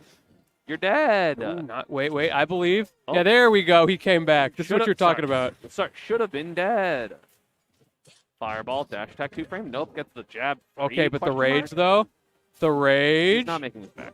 The rage? Aww. I respect it. I respect the up smash. I don't respect the Man. missed edge guard. But hey, it's a 2-stock. I'm just being critical. Yeah, good stuff to Fizz Khalifa. Getting that 2-stock over Sawstep. Let's see if he makes any significant adaptations, like maybe a character switch in this game, too. I'm going to assume if you go DK game 1, you probably don't play another character. What the fuck? There we Okay, go. I'm gonna shut up. I'm gonna shut up. It's fine. It's fine. I'm wrong. It's fine. I can be wrong. It's okay. Jesus. Who goes DK game 1 and then pick game 2? Why would you go pick game 1? Why are you taking a Mario back to PS2? What is happening? All right, Sawstep, let's see what you got with this pit. Neutral. I always feel like Pit is a weird matchup for Mario because of the distance that Pit likes to play at in that middle range. Like the burst range is so awkward for Mario. Oh, jab block. That was sick. Oh, if he got that combo. I love drop. I love pratfall combos. They're so sick. Oh, he's still going yet. This is looking exactly the same as the last game, honestly. But doesn't get comboed as hard as DK, and obviously is going to actually be able to play off stage. Oh, no. Wait. Yeah, he's coming back. Oh, got the fast one on the platform. That's dead. Oh, good DI. I legitimately thought that would kill regardless of DI. It wasn't even like, oh, you're going to get crossed up. I just thought it would kill. But so, okay. Good stuff to Sawstep, managing to stay alive, but at 113, he's already starting to have a comeback on his hands. Yeah. But those dash attacks in neutral are going to be great because if Mario jumps a little bit too preemptively, like Pit has way more tools in neutral, especially against Mario. Well, like in general, but against Mario specifically. So then also, I mean, if Sawstep wins this game, which, I mean, I'm surprised that up smash killed. Yeah, so am I. That looked like a Smash 4 kill where it's just like they're flying forever. Yeah, I think he held in a little bit there. He just wasn't quite ready for it. Sawstep has been dashing in, trying to cover Fizz's approach options for the last 30 seconds or so, and I think he got caught there doing it. Yeah. Yep, forward air spacing, nice into the Nair. That Nair is so safe. Mario can punish it. It's just a little scary, obviously. Nice back. Okay, this is an opportunity for Sawstep to bring this game back to even. Oh! Could have maybe punished he air dodge. definitely could have punished It's that air scary, though, because Mario's air mobility is crazy, and if you're wrong, you might like get like up B spiked, like, and then fly for no Yeah, reason. and you're 'cause just like- Yeah. Goes for the forward throw and the forward throw, down throw mix up there, but it's good edge trap. It's been a little low. You know, I need to stop talking. People, like, I wonder how different the world would be if there weren't commentators and therefore commentator curse, if the game was just normal. Yeah. Like, I wonder how many things would have turned out different for, like, not angering the universe. But whatever the case, Sawstep finally managing to get that first stock and finally some extra damage on top as well. Good read on that air dodge and continuing to push Fizz off the stage. I didn't realize that forward air comboed into another Nair. Nice up out of shield. First one we've seen all set by Fizz. We also see Sawstep trying to set up those up tilt combos. Not going to work out. However, this is looking pretty good for him. That's what I'm talking about. Those uppy stage spikes. Scary. Yeah, he Uh-oh. has to be so back in. careful. Okay. Can This is Fizz get basically an this even game. back? Oh, damn. Oh, The man. lingering of the That back was air, scary. right? Oh, read the air Oh, dodge. that was your opportunity. Up tilt up air not going to be enough yet, but Next he's up air got will. the opportunity here. Nice dash attack. Pit's dash attack is so good. It's like one of the better dash attacks. Especially on a character with like the neutral of Pit. So playing some intense neutral right now. Yeah, both of them fishing for different kill moves. Finally, that up smash once again coming out from Fizz, but it wasn't able to kill. The down smash, on the other hand, from Sawstep going to do it. Why did you go DK game 1? I'm so confused. Don't worry about it. This is so much better. It's the pre-local. It's fine. Like, DK for the counter pick makes sense because you can get, like, you know, Smashville or Hollow Bastion or something, but, like, I feel like confused. he definitely just like felt like playing DK. You Yeah, know what I guess. mean? Maybe he didn't know Fizz was a Mario main, like thought he was something else. Well, It's like, Wolf. I can do this. Oh yeah, it's true. Maybe he felt better about the Wolf matchup. I can't imagine that's a good matchup either. I mean, okay, I'm gonna stop. But yeah, these nice nairs in neutral. Again, the neutral, honestly, for Sawstep has been the highlight more than even like the advantage has been good, but like the neutral in this matchup is really, really good for Sawstep. They're playing quite well. Fizz Khalifa gonna need to bank on a big Mario punish or a lot more of a clean neutral after the starts. Oh, tried to get a nair drag down into something. Maybe? Sawstep is starting to figure out what Fizz is doing at the ledge. The first Yeah. game and a half, he just could not find the answers. Oh, that would have been stock. That actually would have been stock, 100%. But now the other way around. Nice air dodge in. That's going to get past Fizz, but the Uh-oh. reset. Doesn't get Down the- air. Okay. That was a really good air dodge read. Okay, Sawstep, I see you. Sawstep just one step away from taking this game. I mean, an up smash, a down tilt up air, an up tilt up air. There are so many things that will kill right now for Pit. And now he's just playing that spacing game. He knows he has a larger burst range than Fizz, and he is taking full advantage of it. Uh-oh. Fizz got in, though. That was a really good tech chase. Back throw to try to keep hitting the Maybe- corner. Is this all he needs? Oh, I that would've was got hit. terrifying. I tried to let top aerial, absolutely. I got hit. I lost the set. GG, shake my hand. Like, And Fizz, on the other hand, uh-oh. 134 now. Really scary, and the up smash going to do it. I'm going to assume that was a drop down back air as opposed to a forward smash, because that just seemed like it made more sense there. But Sawstep, regardless, takes those and takes game 2. Yeah, 1-1 scoreline. Sawstep bringing it back. The counterpick pit working out. But speaking of counterpicks, now Fizz gets to counterpick stages. I don't know. I mean, I'm assuming because Wolf has more mobility, it would be a better matchup, but also, like, Pit's arrows can be a real thorn in Wolf's side at edge guarding. Yeah, So, I don't know. That might still be difficult. Fizz Khalifa might have met his match in Sawstep. Going to town. Town and city, Absolutely going Wolf. This is not a Mario stage. This is Wolf. 100%. yeah, I think you're right on that. This feels like a Wolf pick.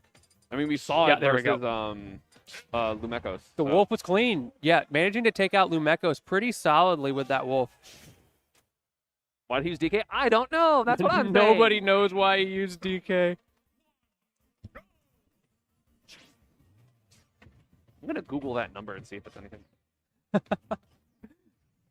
Oh, yeah, keep us posted on that. In the meantime, this game 3 getting started with the early aggression from Sawstep. So scary for Fizz, but managed to get back to the stage. That quick side B Oh, just in time. Yeah, what you got? It's from the Kiss Me Through the Phone song. See, I wasn't up to date on the Oh. new Soulja Boy songs. That's my bad, chat. That's my Man, bad. he's got Soulja Boy, Fizz Khalifa. This man is cultured. Okay, Nair. This is what I was talking about. At the ledge, Sawstep's just looking so much better now. It doesn't matter that Fizz changed characters. Those habits seemingly the that's same. Back air? Oh Nope, no, that was came such a, back. that was a simple back air. I That could think- have been the stock lead for Sawstep, and now Wolf has you in the corner, getting all this damage, getting this dash attack position in Fizz Khalifa's favor. Oh, that's so scary. Great stuff from Sawstep reflecting that back. That could have been death. That weak back air almost looked like it could have comboed into another back air. Does anyone know where Sawstep is from? Chat. Or throw, not gonna get. I any know good- Sawstep's PNW, but I don't know where in I PNW. assume most people at this tournament are PNW. True. But yeah, Sawstep's another one that I Oh, only see at oh, regionals. If that was a full hop, that might have been stock even on the high side. The high top blast zones of town. Arrow's going to be annoying. Not going to get the down tilt 2-frame. Going to get the parry. Could have got an up smash, but didn't pull the trigger. Chad is saying that he is an Oregon player. Okay. That makes really- sense. He's really good. Yeah, I see him at regionals all the time, but I never see him Arrows. at like anything Arrows. else. That's what you were talking Love about. Some good arrow play there. And Sawstep, from getting 2 stocks game 1, going the much better character in pit, and then instantly just now has the lead, except Oh. until then. Let's see what he can get. We with his talked about invincibility. this. The commentator's curse. You just have to stop talking, my guy.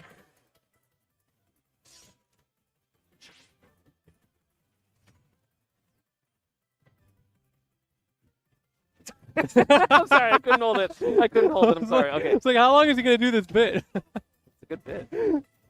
Okay, that get up attack not gonna land. Fizz Khalifa now is playing a lot more passive, and that I think that hit through the orbiters because maybe it was like more inside, and so now Fizz Khalifa, after being down a stock, is now up an entire stock. I feel like that weird Sawstep's gonna knockback. need an air dodge, or sorry, an edge guard. Still going. This Oh, is what wait, you're that talking was about. He sick. needs it. Managed to I'm so get sad the that didn't catch. combo. I'm so sad that didn't combo. I'm so sad that didn't combo. Caught the air dodge super well there, but unfortunately, Fizz Khalifa did air dodge in, so Sawstep wasn't able to get the kill off of that. That's great awareness from Fizz. Because it's so easy to just mash air dodge there and get yourself killed. Yeah, absolutely. Forward throw. This is where the damage starts to build up, especially against Wolf. Wolf cornering you is so scary. Beautiful dash back into the dash attack by Sawstep. Again, playing still very Oh, solid neutral, but it looks like Fizz Khalifa knows that Sawstep is panicking, especially after that Orbiter's miscue.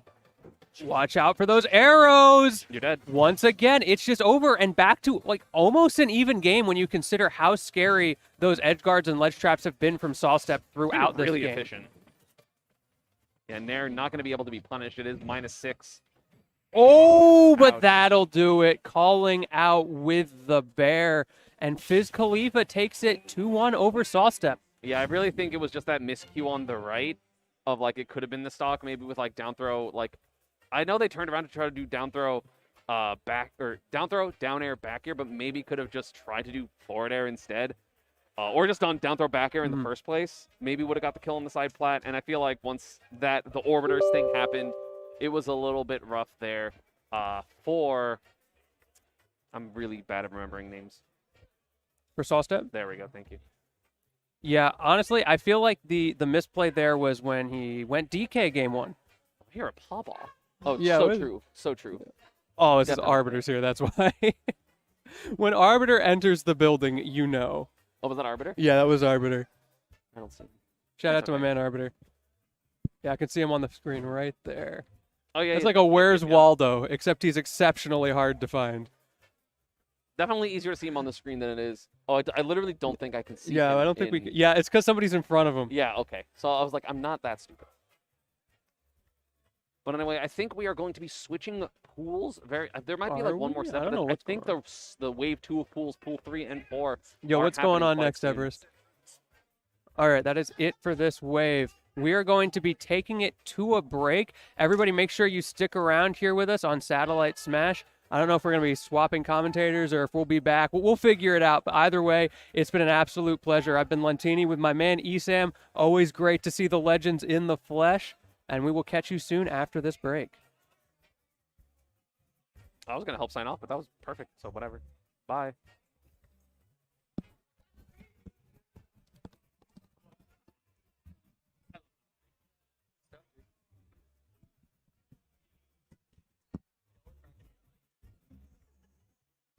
Did you like the whole not talking for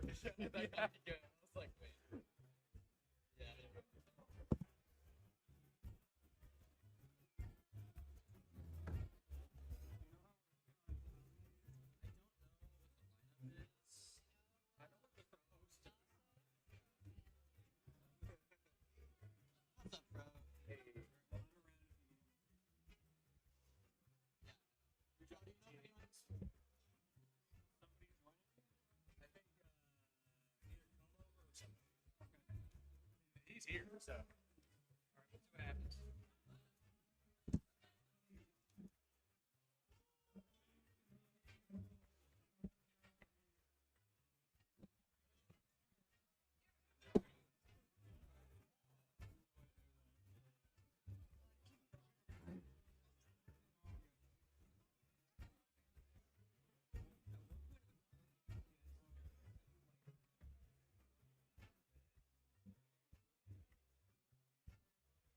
It's the Twitch channel, twitch.tv/Tempest stream.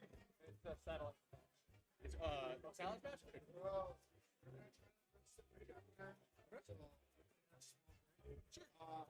I might just roam over and go to this pool. I might just. Sure. Right.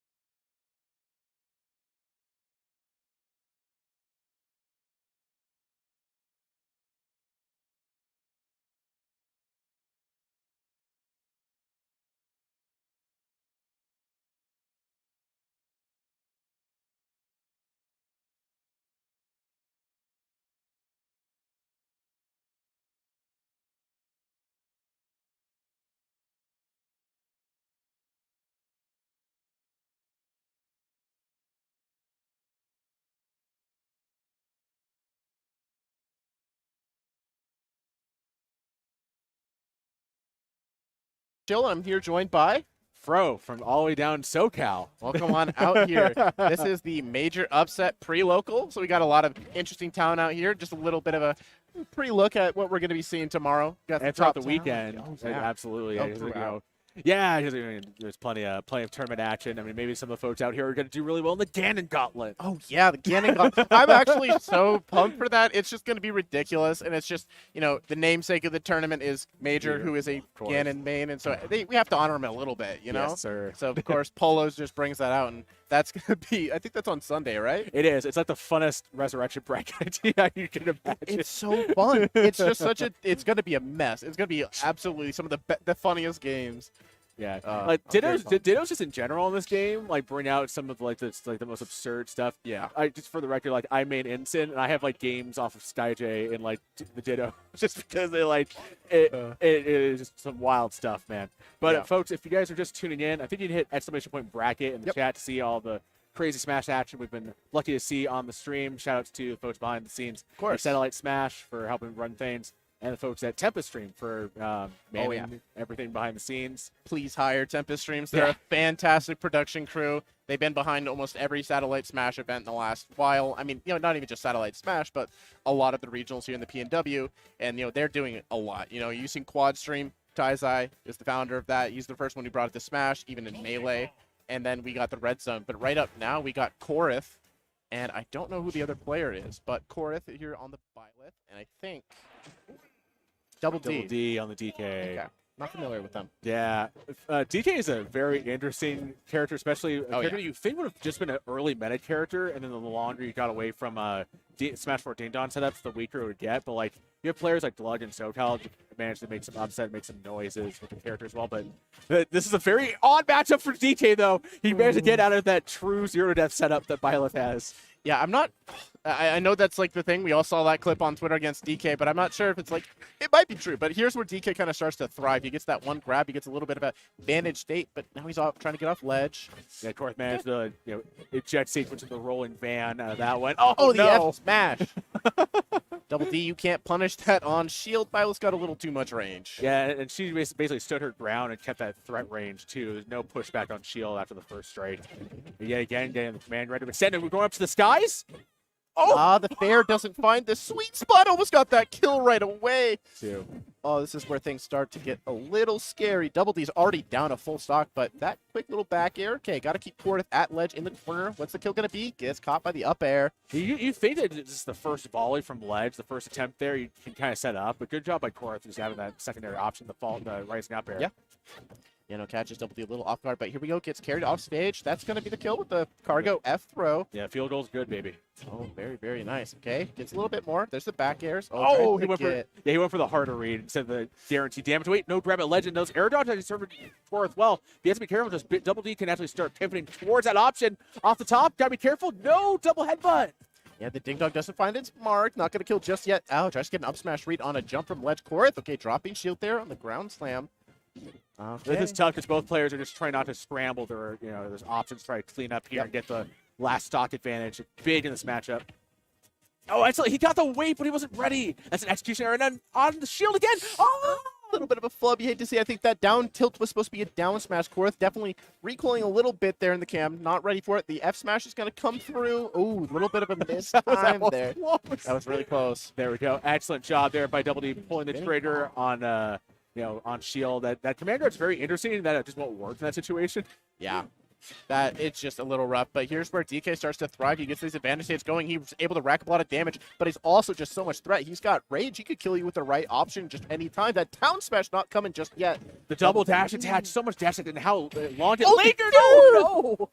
Speaking of lingering moves, he's gonna make you remember that dare. Korth was absolutely started that game off very strong. It was looking extremely dominant. Got a really big lead and got a little bit of a massive combo going and almost took a second stock very, very quickly. But Double D, good composure there to bring it back and to be able to just take that game away. And that is, we've heard a lot of casters on the national level talk about how the super heavies have to really use their health and their weight as like an additional resource. And Double D just withstood enough neutral losses in order to start to get a good sense of what kind of defensive options Korth want to do, some of the air dodges. It's up to Korth now to take a deep breath and be like, you know what? Okay, I'm getting called out for some stuff. I gotta switch it up. Yeah, Double D was doing a fantastic job of really baiting out movement in space. It definitely just with punishing a lot of Korth's options, which is something you kind of just have to do as CK. It's Violet. Yeah. Yeah. Oh wait, out deep? Do you get Oh, yeah. No way. Aloha means goodbye, and Double D just sent Korth packing with a quartet of back airs. Wow. Yeah, no, absolutely. I mean, we're getting right back into it, but that's going to be a little bit of a spike from the uppie. We're down to 0-0, 2 stocks apiece, 30 seconds in already. Dash attack gets a grab afterwards. Good job there, but a little bit of a flub there, not getting the up air. Okay, Korth gets a little bit of an answer back from that miss. I mean, these two just want to speedrun this game, too. Oh, absolutely. And again, Double D flubbed the weight on that, trying to chase back to the dash attack. Korth was able to get some ground underneath his feet. Here we go. The short hop up here. Yeah, okay. I mean, that works. You get the hit, you get the damage. Oh, that up smash is going to get a little bit of a scoop. Okay. Just swing those back airs out. Good spacing on them as well. Pretty safe. Pretty. First you don't see Tomahawk again. Out deep. Is there enough distance to get that No. chain to connect? And no way, Jose. Wow, I'm actually really surprised that Korth was not able to make that back. Wow, that's got good recovery. Okay, just get this side B. Every time I see it, I'm afraid of something's going to happen. But has full charge Donkey Punch ready to go. Something explosive could happen. Yeah, I mean, Double D's definitely pressing it right now. I think he's starting to really narrow and funnel in Korth's options, and Korth is kind of stuck in first gear. Oh, good reach for the sky, the back air there. Oh, just swing it. Yeah. Okay, get this slap. Oh, no, that was definitely like regrab times 3. You could have gotten that there on the pull up, but okay, back air there, catching Korth's drift downwards. Korth has to be careful because he's going to get laid no, up. that's Out it. deep, it's going to be a big old toss out, and there ain't no coming back from that one. It's going to be a good job there from Double D. I mean, it's looking like it's something about DK mains just being the most resilient player base, I feel like. You know, Konga's come back a little bit too up here, and we see it just something about it. They just play these awful, awful matchups, and they just make it work. Yeah, and like there's just like you have to like play such a smothering, repetitive tempo game against DK, and it might be one of the ways in which Byleth just isn't able to excel because you trade that distance for speed in a lot of ways, so you can't really throw out a ton of options to like keep DK at bay. And when you're a player like Double D, you're probably navigating bad matchups where you have to, you know, all the time. Like all the time. It's a zoner swordy, so he's like, okay, cool. It's like fighting Samus, the equivalent of Samus with a sword. Yeah. So let's get it through. Yeah, very much the case. But he was doing a fantastic job of finding his openings, and his advantage state throughout. Like, I mean, that's where DK needs to be kind of thriving, and you know, Double D was doing just that. He was really keeping his strings extended. He was getting a lot of damage going. He kept Korth in the corner very well. Like every time Korth got put in the corner, he had a really hard time getting out. And it kept him from having to play, you know, turn taking in disadvantage for the most part. Like, you know, just really well done by Double D for the most part. Yeah, very much, very much the case. Yeah, I mean, that was just round 2 of this pool, right? And that's the kind of thrilling action you guys should expect to see on Satellite Smash. Oh yeah, and on BTS Smash all throughout the weekend, carrying all the excellent. There's another stream I think it's doing streaming for Major Upset as well. Yeah, I'm actually not sure what it is. Well, you'll find out. Stay tuned to the Back in Blood Twitter channel to post all the links. But yeah, you guys basically sit tight, warm yourself up something nice, and expect a full-on 72-hour weekend of excellent Smash Ultimate action. Absolutely. If you guys haven't done so yet, consider dropping a follow and maybe a subscription so you get commercial-free viewing throughout the weekend on Satellite Smash. Yeah, and once again, big shout out for BTS Smash. Unfortunate to see them go, but you know, it's great that we kind of get like a few last hurrahs just on their channel. Yes, sir. Yeah, it is bittersweet, but very bittersweet. Gotta enjoy it while it lasts. Yeah. Do you happen to know the individual that just sat down? I actually don't know who this is. It's always fun going out of region because I'm just like, oh, I don't recognize anybody's face. I don't either. No, I mean, this is cool. I mean, again, you have like the big national showcase, generally speaking, the eyes of like the Smash community are on the Pacific Northwest this weekend with Major Upset. Yes. It's kind of cool, I think, to be a part of it and also to just see all these different folks get to partake in the spotlight, even during the free local, man. A win's a win, baby. Yeah. Oh, I'm on stream. Oh, wow. Okay. Well, hey, show me your stuff. Good luck.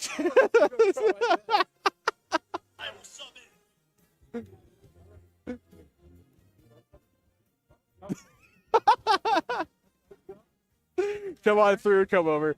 Very funny that Close one. yeah, that Krogan's gonna be on stream next. That, Oh, nice. That's exciting. Then we get it. We just heard his beautiful voice. Now we get to roast his gameplay. Okay.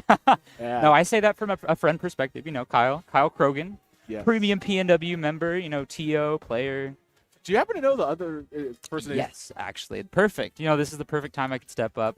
Also, shout outs. Just want to shout out myself. Comb over. What's up? You're fro. Yes. It's Come good over. to have come over on stream. Oh, thank you. Totally. Yeah, it's exciting. Like the environment of the local. Like we're used to this venue a lot, but just the amount of people. It's amazing to me. Like it really feels like a major, and we're really setting it up. Oh Yeah. yeah, thank you. This match though, we got Plaidman and Kyle Krogan. I believe it'll be Sheik and Bowser coming up next. Yeah, Croden was telling me that he's been trying to work on Sheik. Mhm. So and he's just like, yeah, late meta, I decided to switch to like a harder need that? character. Thank you. Switch to a harder character. I was like, A harder Wow. character? well, from Falco to Sheik. Oh yeah, yes. understandably. Yeah. But the reasoning behind that, a little like, okay, if you want to make it harder, you know. There was like ways in which Sheik definitely excels as a late meta character, but the character's so it's on that the cross in terms of like high execution, high reward. It's low high execution, low reward in some cases. Yeah, it's definitely an uphill battle, especially like as you start out. But in a matchup like this, you know, when Sheik is favored in it, I feel like it's a great way to learn like what I'm getting punished for, what I can work on. Wow. But that's one way to start a match. Up Yeah. the shield, aerial version. We're just gonna go ahead and get All wild right. with it to start things off here for Plaidman, trying to sky it with the uppy. Probably wanted to roll in Fortress originally. I think it's probably Yeah, what we're maybe. going I hope it's not a controls misinput or like Yeah. maybe the controls got entered wrong, but we'll see. for. Yeah, got some movement. Got Krogan at ledge, Yeah. covering with the ledge trap. You know, very quintessential Bowser retreating fair. But there we go. Totally. But I It- think also just shouting out Plaidman too. Just want to give them the proper narrative here. They are a great player. I believe PR'd from Idaho. Nice. Yeah, one of their best players actually, and they've gotten great wins. I believe they've beaten Sen once at a previous Back in Blood.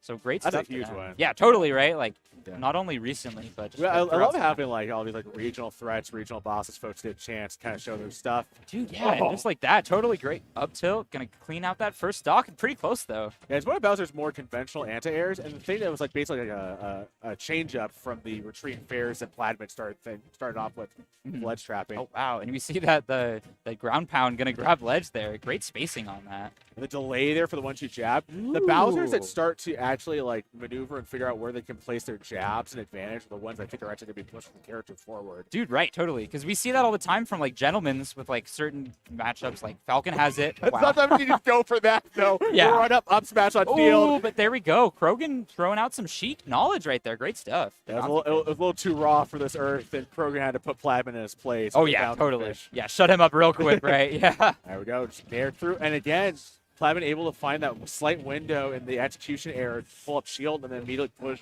Oh wow, and Nice does the little beefy uppy there, kind of getting him around and getting to center stage. There is Krogan. Back throw time. Surviving. Nice, yeah, good DI. Not gonna take the stock bite yet. That flame breath proving We difficult. could use it in the venue. I'm a little chilly. Yeah, welcome to PNW, man. Yeah, gets a little cold this time of year, but we're getting close. You know, getting excited for Oh, and spring. the berry punch finally able to do something off of the fairs that Plaidman's been throwing out willy-nilly. Krogan has a chance here to poke and prod. And Plaidman was so cool and calm and collected in the corner. Dude, yeah, both of them just playing the situation out really smartly. Oh, wow, and a pivot grab? Dude. Swing your partner round and round. That's a square dance. Is that how they do it in Idaho? Dude, yeah, for real. Like, literally. He's proving it right now, showing the hometown hero what's up. Bad roll in, gets punished immediately. Krogan trying to find his footing Ooh. here. And just like you said, too, like the timing, great delay on that jab. Kind of like if you've seen Glutonese Wario, he does that a lot lately for like platform tech chases. Yeah, there's a lot of characters who have like the jab 1-2 where it feels so awkward and out of place for some setups. And we're starting to see characters now that we have so much more information about how characters work, really manage to mix them in smartly like that. Right. And great options here. Krogan getting Oh, a he did little get the back. stuck. Yeah, he's hungry for that confirmed. Good Oh job my by Krogan goodness. just to withstand it. Our fellow caster right now, the options are not materializing right now. Yeah. Hopefully, he can bring this one back. Oh, but that's it. Yeah, gonna catch that high recovery. Great fair answer. Plaidman gonna take that first game. And like while Krogan had been able to thread the needle, so to speak, and navigate past the rising back air Oh my call, God. fair is so long lasting and lingering, whereas back air is a bit more like pinpointed and you have to hit the sweet spot for it. Right, more like a hard That call out. yeah, the damage is racked up, and that shows the mountain, the variable mountain that the King Koopa presents Sheik in this matchup of having to overcome, because it's just the DPS ratio is not fair, and Oh, unless your conversions are on point, Right. you're gonna have to hope that Plaidman's gonna make more mistakes. And I feel like the way that Plaid's playing is way cool, too cool, calm, and confident Dude, for our yeah. man Krogan. Too cool for school right now, and I completely agree. Like the playstyle Plaidman's showcasing here, like I feel like it's the exemplary Bowser playstyle, right? Like you're holding back on spamming those great safe options, but you're just exhibiting the perfect neutral, Yeah. weaving it around. But here we see a switch. And we see a character, a bird of a different feather that can definitely punish Bowser for a lot of his Ooh, melee. and look at that, the walk just grabbing him, walks up. See, even off the whiff, Falco has options on options. His That's option gonna be tree, it, dude. Okay, not quite the stock, but not a lot of damage off on this beautiful bird right now. This is one of those like insanely complex flowcharts they presented to me in grad school. I might have out. Oh, nice. But there you go. That's all you need. Just show that knowledge of your character. And Krogan, this is day one main, so we might see maybe a game taken here. Oh, just got to take the stock, though. Not quite. I mean, Plaidman's kind of gone back to a more, so no pun intended, turtle style here, trying to respond defensively. Oh, yeah, totally. Oh, wow, and that late hit of the dare just kind of, boop, throw him off. Yeah. Oh, Oh, my- if you're right back, does that fair hitbox? Whoa. Might as well be almost like a nair given how far the arc lasts. And there we go. I mean, that's just unfortunate for Krogan. He was bossing around Plaidman from the start, and the Turtle King just really managed to figure out a way to, like, just, get back in. Dude, That's- really, like right now, I feel like this part of the matchup, it really does feel like a Mario boss battle. Like we're fighting Bowser. This is, the end of the game. World 9 right now. Krogan's got to, like, get some power-ups or something. He's got to boost this gameplay. He has to figure out how to, like, knock out the bridge underneath him. Yeah, exactly right. Yeah, that's the old school. Yeah, But no, bring it. for real, like, taking Bowser's feet out from underneath him is the way to win. You have to put the man airborne and then punish him out there. And there's another opportunity wasted for Krogan. Ooh. Oh, Plaidman almost had him. You're Oh, so right, yeah. though, right? Oh, it's these, like, misplays where he's just missing a little positioning, a little spacing. Oh, he's so confident. Oh. And the disadvantage there. Plaidman just knew how to shield all the way through. Wow. Krogan just couldn't clean up after himself. This is a heavy main, like, doing his best right now, showing what's up. Oh, wow. And that meaty rage is going to take out that second stock. Krogan's going to have to play like a madman here. This is a tough ass. There we go. That down tilt. okay. It's a big haymaker. The fact that they get Falco a kill option that quick on down right. tilt, it's kind of nutty. And there's some setups, I believe, you can kind of drag down into it or at least lead into like a 50-50. Oh, absolutely. It's great at mid-percents, basically. Oh, wow, wow, wow. Okay, but that was all pretty true right there. Plaidman, no jump to be seen. Yeah, Krogan right now is trying to make Plaidman skip to his loo. Ooh. I Oh, love nice. that. Okay, there you go with the tech chase, kind of getting ahead of these plays here. You can understand why we went to Battlefield, because it allows Falco to so expertly maneuver the platform Wow. almost at the extension there, too. Right, and that was Come great over. knowledge, great DI coming out from Oh, Plaidman. no. Oh, Off the top platform. It's WrestleMania weekend, and Plaidman's thinking body slam hour. oof. Oh. Through the plat back here, off the top rope. Will we Plaidman see it? didn't- No, he didn't go for the F tilt Oh, ledge. wait. That's a past opportunity. I'm waiting for the haymaker right now, Fro. Are we going to see a down air? Maybe a down B. Some sort of spike? Not quite. Oh, Krogan has to be man. careful. He has to figure out a way to just get past and take the stock of this next interaction. Yeah, and right now, Krogan, like, almost there. He's so Oh, close. Just no. trailing behind him. He just needs to get the stock. Oh, But that's gonna that do height, it. yep, top platform. See you later. Oof. GG's, though. Yeah, it was just kind of it whenever Krogan couldn't really get the fall through to materialize late. Right. And Plaid was immediately like, oh, I can just dare in this situation and kind of like get out for free. And it's like, oh, these are Exactly. It's just not right. happening. Yeah, and it seemed like Plaidman, definitely a little knowledgeable in that matchup, like knowing when his escape routes are kind of presenting themselves. I think we're going to be swapping back out now. We'll see. Maybe Kyle's coming back out here. I'm sure he'll let me know if so. Give him a set, maybe. Yeah, definitely, yeah.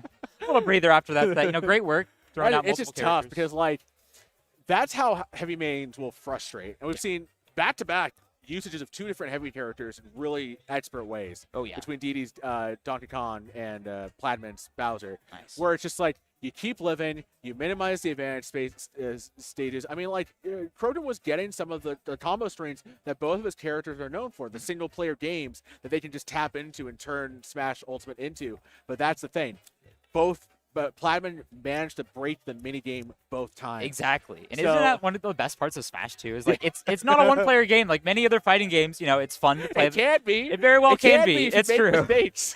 Yeah, but there's always counterplay up until a certain point in the meta. But great awareness. Both players showing that they're familiar with certain parts of the game. we're gonna see some more matches coming up here soon. Yeah, I mean, but that resilience is definitely characteristic of all the super heavy. So Yeah. I'm glad to see it. I'm Yeah, a totally. super heavy main myself. Oh yeah, true. I play Ensign. Oh, nice, So- dude. Yeah, I love that. Are you a day one instant main too, might I ask? No shade if you're not, but of course. I when I started to pick up the game and learn the game mechanically, I was playing Palutena. Oh, and I nice, I okay. got bored playing Palutena.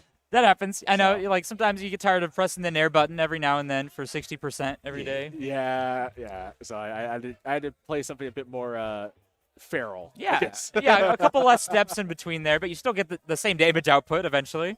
Yeah. Yeah, Instant's so fun, dude. Like, great character, great all-arounder, too. I feel like, you know, a lot of low tiers, their glaring weaknesses, they make it, like, really tough to work around. But Instant, you know, SkyJ proving it, of course. We got to shout out the Of course. GOAT. And but also, we're in like one of the sole regions that has multiple notable Oh, true, Ensign true. either mains How or could I secondaries forget, of course, pockets. you know. Yeah, Mystery Mr. Soul. Soul, I believe Seesaw still plays Ensign from time to time. Right, and I I'd know say Seesaw's been they're- playing Pit earlier, but Oh, wow, nice. yeah, Yeah, that's just Pally with extra steps, let's be honest. Pit is a really fun like flowchart for early to mid percent combos. Yeah. Like you can use the entirety of Pit's kit to get really creative and Totally, not just yeah. do like, well, at low percents I do this 2-step 1-2 combo. Oh, With yeah. Pit, it's like no, you have to do like 3 or 4 different things: down throw, up throw. Yeah. It's really character is actually more interesting than me just making fun of the character. No, for sure, It's yeah. just not as fun as Ensign. Exactly, man. yeah. All credit due, especially with, you know, the reps we have of Pitt and the Pitt players in the PNW. You know, shout outs to Sawstep, Oregon's very own, PR top 10. Goldenberry, also great Yeah. coach, great player in her own right over in Seattle. I don't think she's here today. Hope we see her around, though. Yeah, definitely some of those characters, you know, you might not be comfortable running into them at your local scene maybe, but you come out to PNW, you're going to run into some of those weirder, not to say low tier, but uncommon characters, right? Uncommon Uncommon matchups, for yeah. sure. No, it's that's the fun of like traveling out of scene because sometimes you wind up being the person playing the unfamiliar character. You're for, right. for a while, that was how it felt like for me when I would go travel with Ensign. I just like, and granted, like usually I'd play somebody who was better than me, and they'd adjust by like game 2. So Right. It's like, all right, okay, cool. Yeah, but you get your fun there, yeah. I've seen what you can do, Fro. Okay, I've read that book. We're good now. I Right, know yeah. it now by like the back of my hand. So. Exactly. They're familiar with that story and that tale. But That's cool. plenty Oh, of is that tales. Diego? Yo, Diego the GOAT. I The should- Eugene Bound T.O. himself. That's right. Yeah. There you go. Shout out to Eugene Bounty's getting me something I asked him for. Nice, dude. Yeah. And you, Can you peek around the curtain to see who's on deck?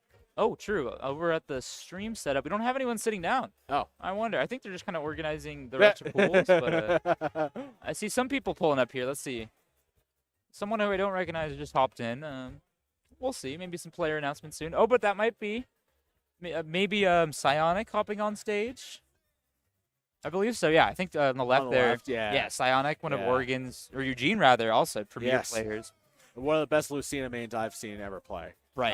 I've had the privilege to commentate some of his sets when I've been up here for Back in Blood and for Oh, Eugene Bound. Totally. so- Were you there for his set versus Sen by any chance, or one I of the was previous? no, Oh, but I've also I've seen him in doubles too. He's very good. Oh, doubles. totally, yeah, and definitely familiar with multiple characters too. I know they switch between Lucina, Mario, depending on matchup. I don't know how recently they've been playing which characters, and also some Sheik in there too. Yeah, I've seen the Psionic Sheik come out. I love that. You know, I'm as a Mario Lucina player myself, a good honest group of characters just fighting out of the corner, getting some damage. You love to see it. Hard workers. Okay, y'all have won the propaganda campaign by saying Lucina's honest. Yeah, not a hard There's worker nothing, maybe. There's nothing honest about the ejector seat frame 3 up B. Oh, God. That makes it so Oh. half the cast can't edge guard you. Right, that's just a get out of jail free card that works Yeah. pretty much all the time. Frame 5 definitely, or frame 4 too, invincibility. But here we go. I'm curious to see this other player coming up here. What their They are a big Jujutsu Background Kaisen is. fan, rocking the Sato Gojo the Gojo, Sato. yeah, the Gojo Sato Love tag. that, Satoru.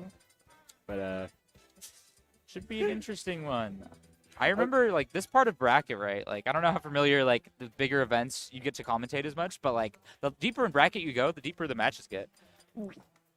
yeah, and Super all, neutral. and the funny thing is that a character like Lucina might be thought of as being just too basic and practice dense to like mitigate, but when you're playing somebody like Psionic, who's so fundamentally sound, you just see one game with this dude, and it's like, oh yeah, that of course I'd have to play somebody like that late. Yeah, exactly. And he has the mix-ups and the ability to like suss out what to do to play against the people that started to creep up later on in bracket. Oh yeah, for sure.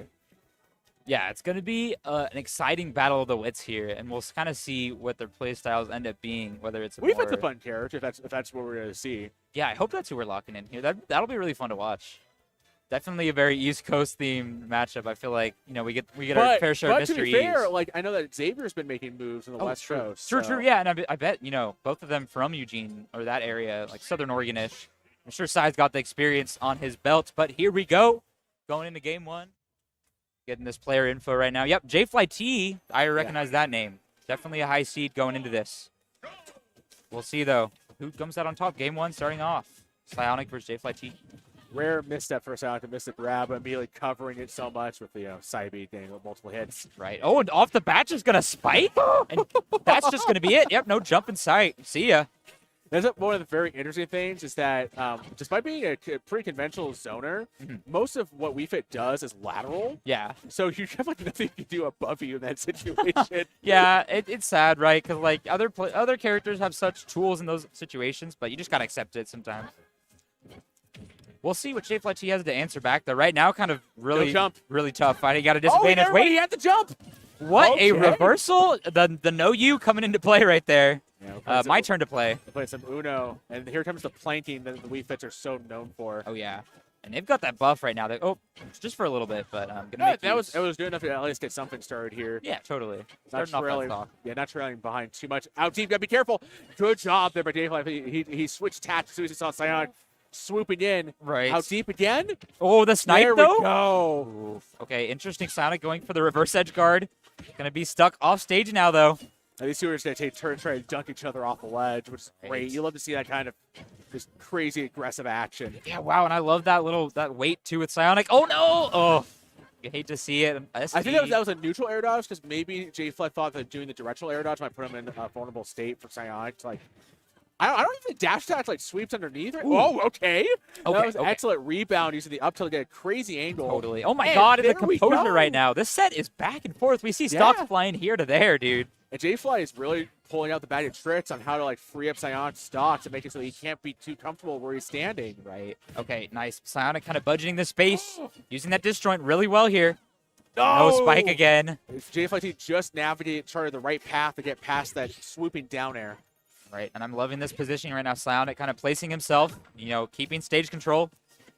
Yeah, one thing that the Smash 4 vet Rich Brown really taught me is you want to try and put yourself in a spot where you make your opponent have to make a move. But J-Fly T has to be careful where he's sitting here at ledge because Psionic just start poking and prodding and forcing him into a big mistake. But that Kaioken is unlocked for Wow. deep breathing. For real. Any second now. Okay, well, gets the fair off though. Oh, he got landing fair, which does have some follow-ups. I was just sad they didn't get anything creative. Oh, so close, dude. Can he make this? Wow. Oh, yeah. Got the mash. Good stuff. And he changed the path of the right last second order dead attack, but there ain't no coming back from that. Wow. I think he caught him in like a football startup because I think Oh. J-Fly was trying to force it. And Right. that's right. And that's a scary situation, too. You do not want to be stuck underneath the knee of WeFit as they're rearing up that header to go because that spike hitbox, that sucks you in. Sometimes you just get hit. You don't even know. Yeah, it's a low margin for error in Psionic. Ever the prescient vet was able to clear it. Oh, totally. And you Yeah. see the matchup knowledge coming through for Psionic. Like, the way he's positioning himself, I can't compliment enough. Just ready to get whatever follow-up he's ready to throw out. And honestly, the mix-ups, too. Layers on layers right now. Let's see. Going into Kalos, though. Kalos Pokemon League. Oh, that was a flash. Let's just run into each other. Let's see what happens. But it just sucks that we just took the brunt of it. Nice late delayed nair to F tilt. Yeah, wow. Showing some knowledge here. J-Fly T starting off pretty well so far. The interesting thing about Wii Fit is that so many of the characters' moves hurtbox shift too, so you have to be careful about with your Psionic. Right. It's one of those characters, she seems like she can weave around a lot. And then if you don't get the experience and you're not familiar, it's going to surprise you. That was surprising. Yeah, no kidding. Oh, my goodness. Nevertheless, Psionic not caught on the back foot for too long. Sweeping F tilt out Whoa, deep fair, no run jump. off.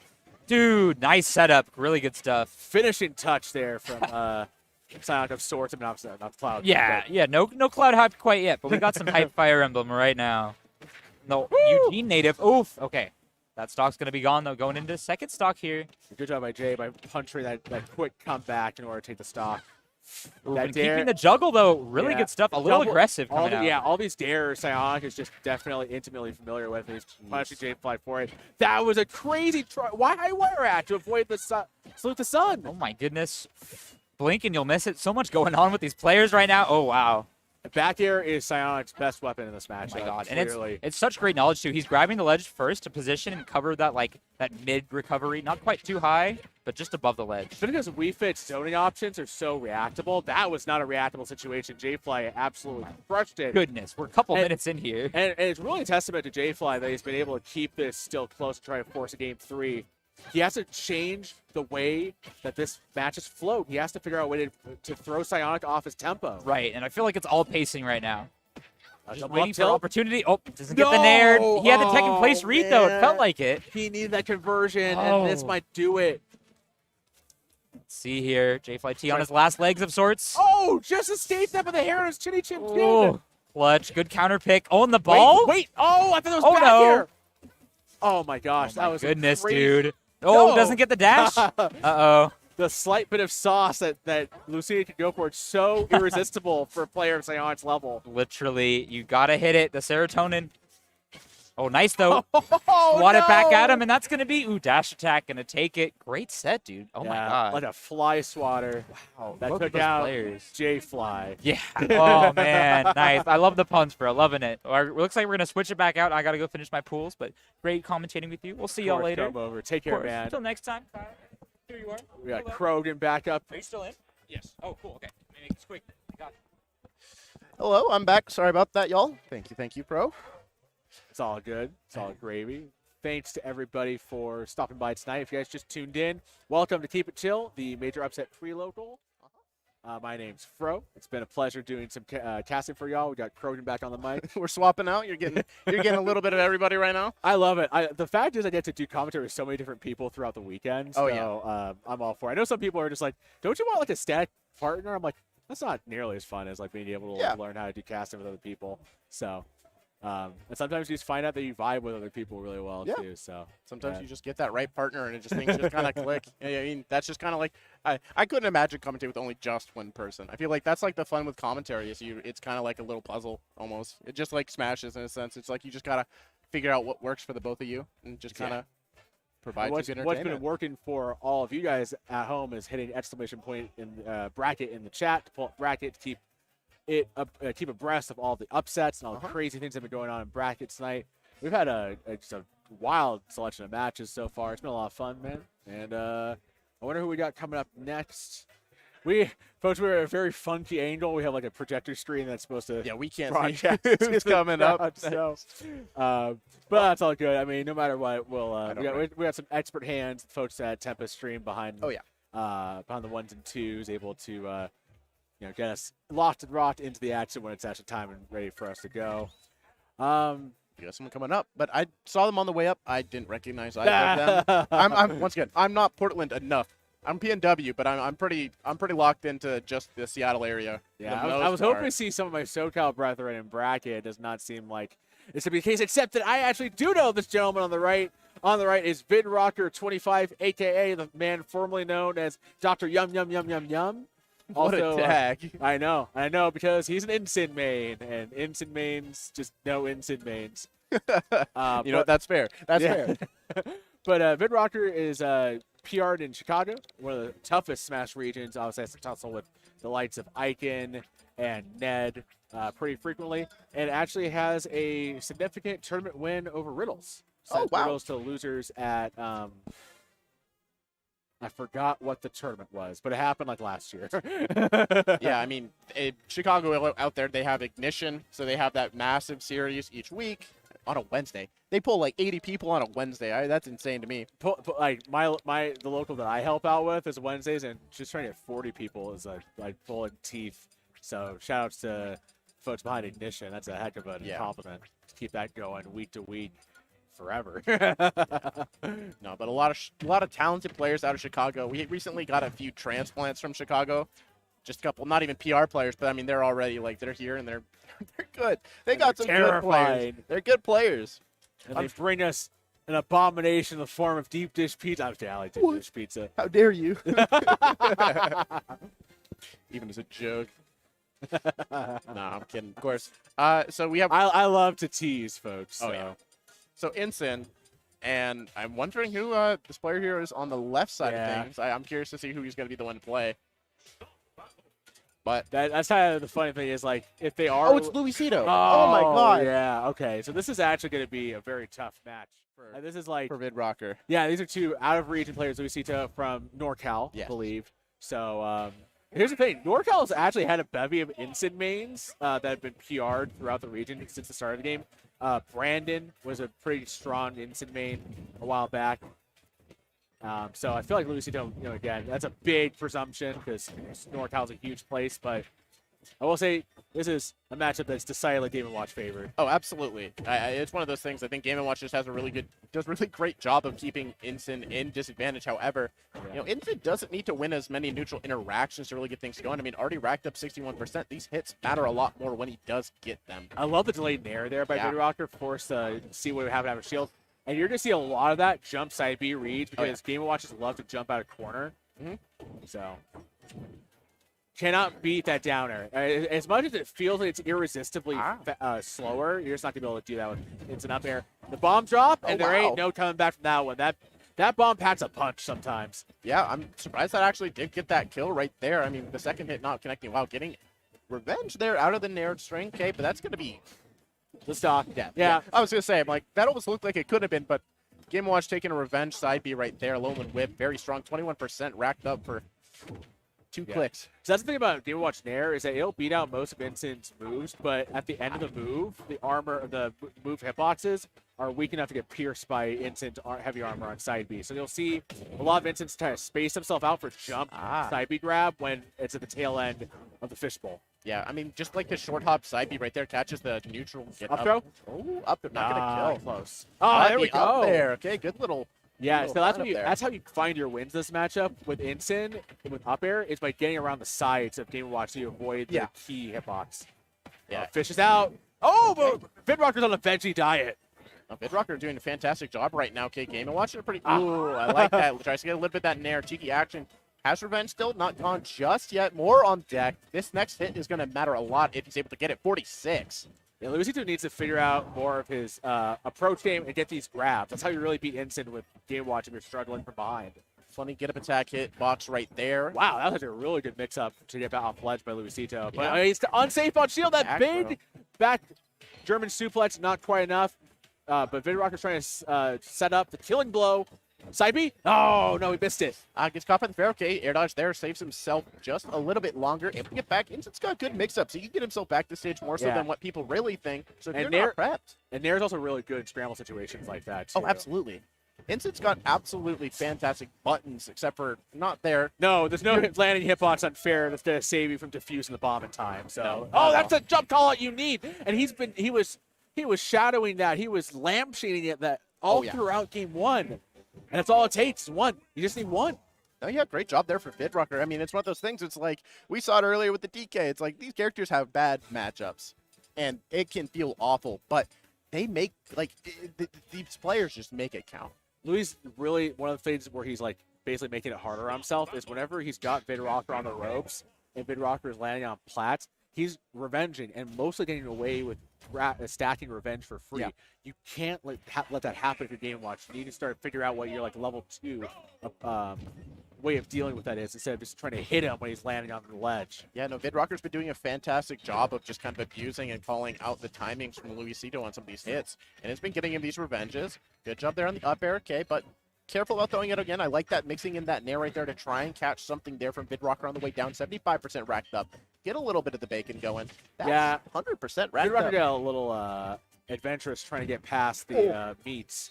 That directional air dodge is something that a lot of instances have been talking about is like advanced defensive play, especially for dealing with like mid arms too. It's just trying to get that angle to get past what seems like a really hard to approach option. But man, just being knocked back out deep. Luisito's got some better. He's started to adapt on lock. Delayed up air, no revenge there. Trying to catch the mash, didn't quite happen. Down throw fair. Okay, get a little bit of damage, a little bit of change racked up. Okay. Okay, pretty scary situation. I mean, Game & Watch isn't kill percent, let's be honest. Oh, just close out of the reach of the Cheeto fingertips. Love Chester Cheetah. Oh, okay, there Oh, we go. yeah. Panic. If you watch the up B, Panic is so strong. It's got such a higher priority in that situation. A lot of folks overestimate how strong cross chop is because, yes, it can drag you if you get hit by the connected hits. Oh, yeah. But the landing hit's weak. Throw out F smash at it. Throw out a move that gives you armor, and you will beat out cross chop's directional down hitboxes. Yeah, I think Luisito did a very good job right there. Okay, oh, wow, that could have been very scary, But but you avoided the side B, which you gotta do. You gotta be thinking at any moment, whenever instance getting some degree of lateral space, the side B is a possibility. yeah, you got to play around a Lowland Whip very well. I mean, that move it's how It's devastating. It's how they rack up almost all their kills. It's their biggest move for sure when it comes to getting kills secured. And right now we're kind of seeing Yeah. Vidrocker getting these down tilts there, trying to get the 2-frame, gets a grab. I mean, right here, these situations are where he thrives. You know, there's that fear. It's blood in the water. He's got to find it, but not able to. That was good by Luisito. He found the way to escape, but man, finally getting called out because there wasn't very much room to run with drift back fair in that situation. Oh, he did it down smash. The weekend on down smash again. Vidrocker's getting lucky. Count his lucky stars. Go to the go play the lottery. I couldn't figure out that. Oh, that wow. metaphor. Oh wow! Wait. That up smash. Okay, that's a lot of revenge on deck. That's a pretty strong move, but okay, the fair's coming through they're making it pretty rough for Vidrocker to really kind of approach and use this revenge to good use. But there we go. That's an up air. Good damage. Sometimes you don't have to approach when Game Watch is putting himself in harm's way like that. Yeah, Louis exactly. got to be too careful. You can't let Vid get back into this one, especially high rage. Oh, he was so close. At the end, did the side B out of revenge. But Louis doing a good job making sure he's not getting that easy revenge punish. Yeah, he's been landing on this plat each time with that revenge, especially when Luisito is underneath. He's just calling out these No jump? lanes. Backer was just strong and long lasting enough to get past fair.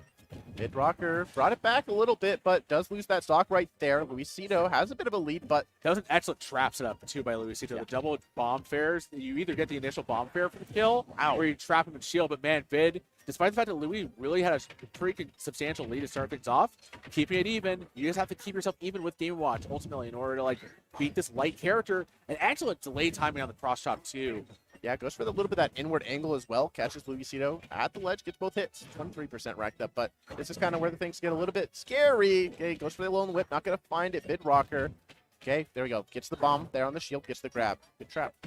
And that is a Again. key advantage, a key change in Luisito's game plan that might actually net him the win here. There we go. Dropping the hammer on Vidrocker's chances to win game 2. Yeah, I mean, good stuff there to Luisito. Good, very good adaptation, especially, you know, playing much better around revenge when Vidrocker has it. You know, he's still able to get it, but just the situations where it was kind of in play, he was definitely playing a lot more evasive and keeping himself out of harm's way. A lot less approach, and just really throwing out a lot of those safe options than getting grabs and getting Vidrocker off stage.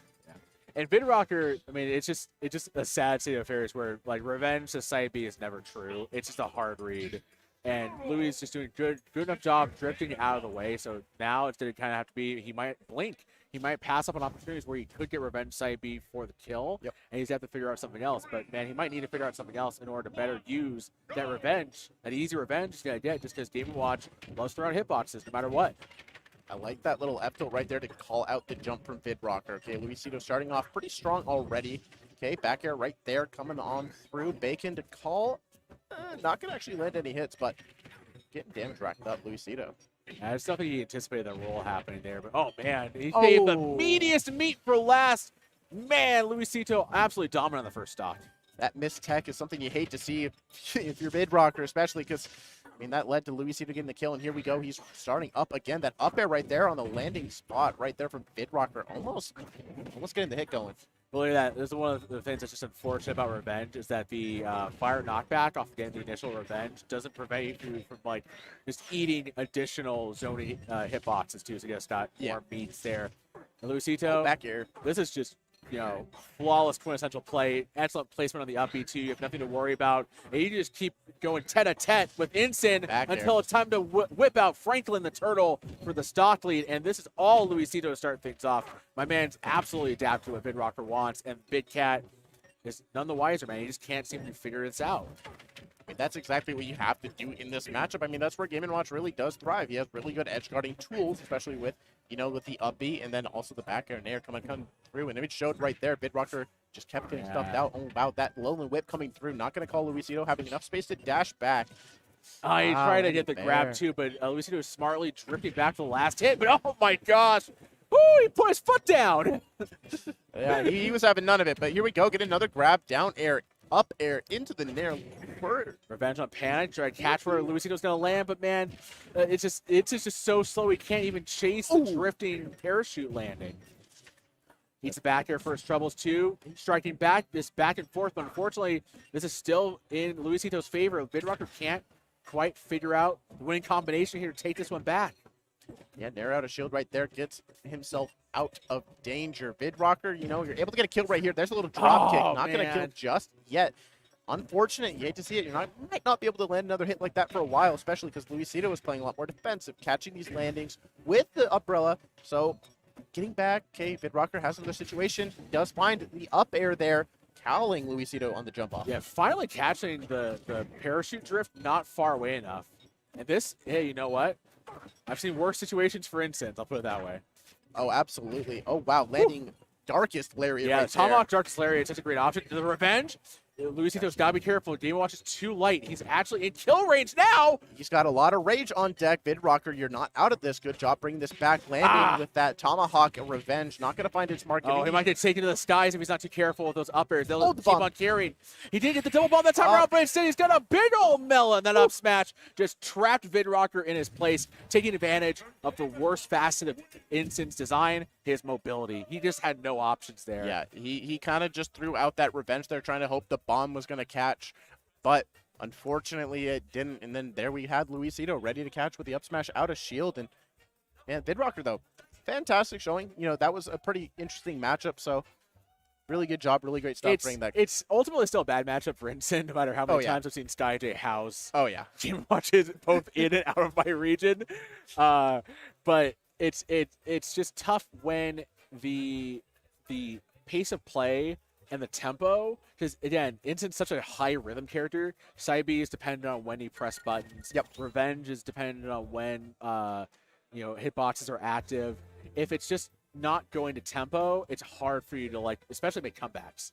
So and Game Watch is such a great. This is gonna sound backhanded compliment wise, but it's a great front runner character. Because he can just do so much to make it so Luisito's planking got better. He stopped letting himself get caught from ledge by doing some pretty predictable and punishable options. Yep. There's a couple times where he tried to nair low at ledge, and while that does work in a lot of matchups because you can just kind of out hitbox people that are trying to ledge trap you. If the Incense not just sitting there down tilting willy nilly, you're wasting time trying to do stuff like that. And he figured it out. He's like, oh, I can just kind of get away with a lot of reset.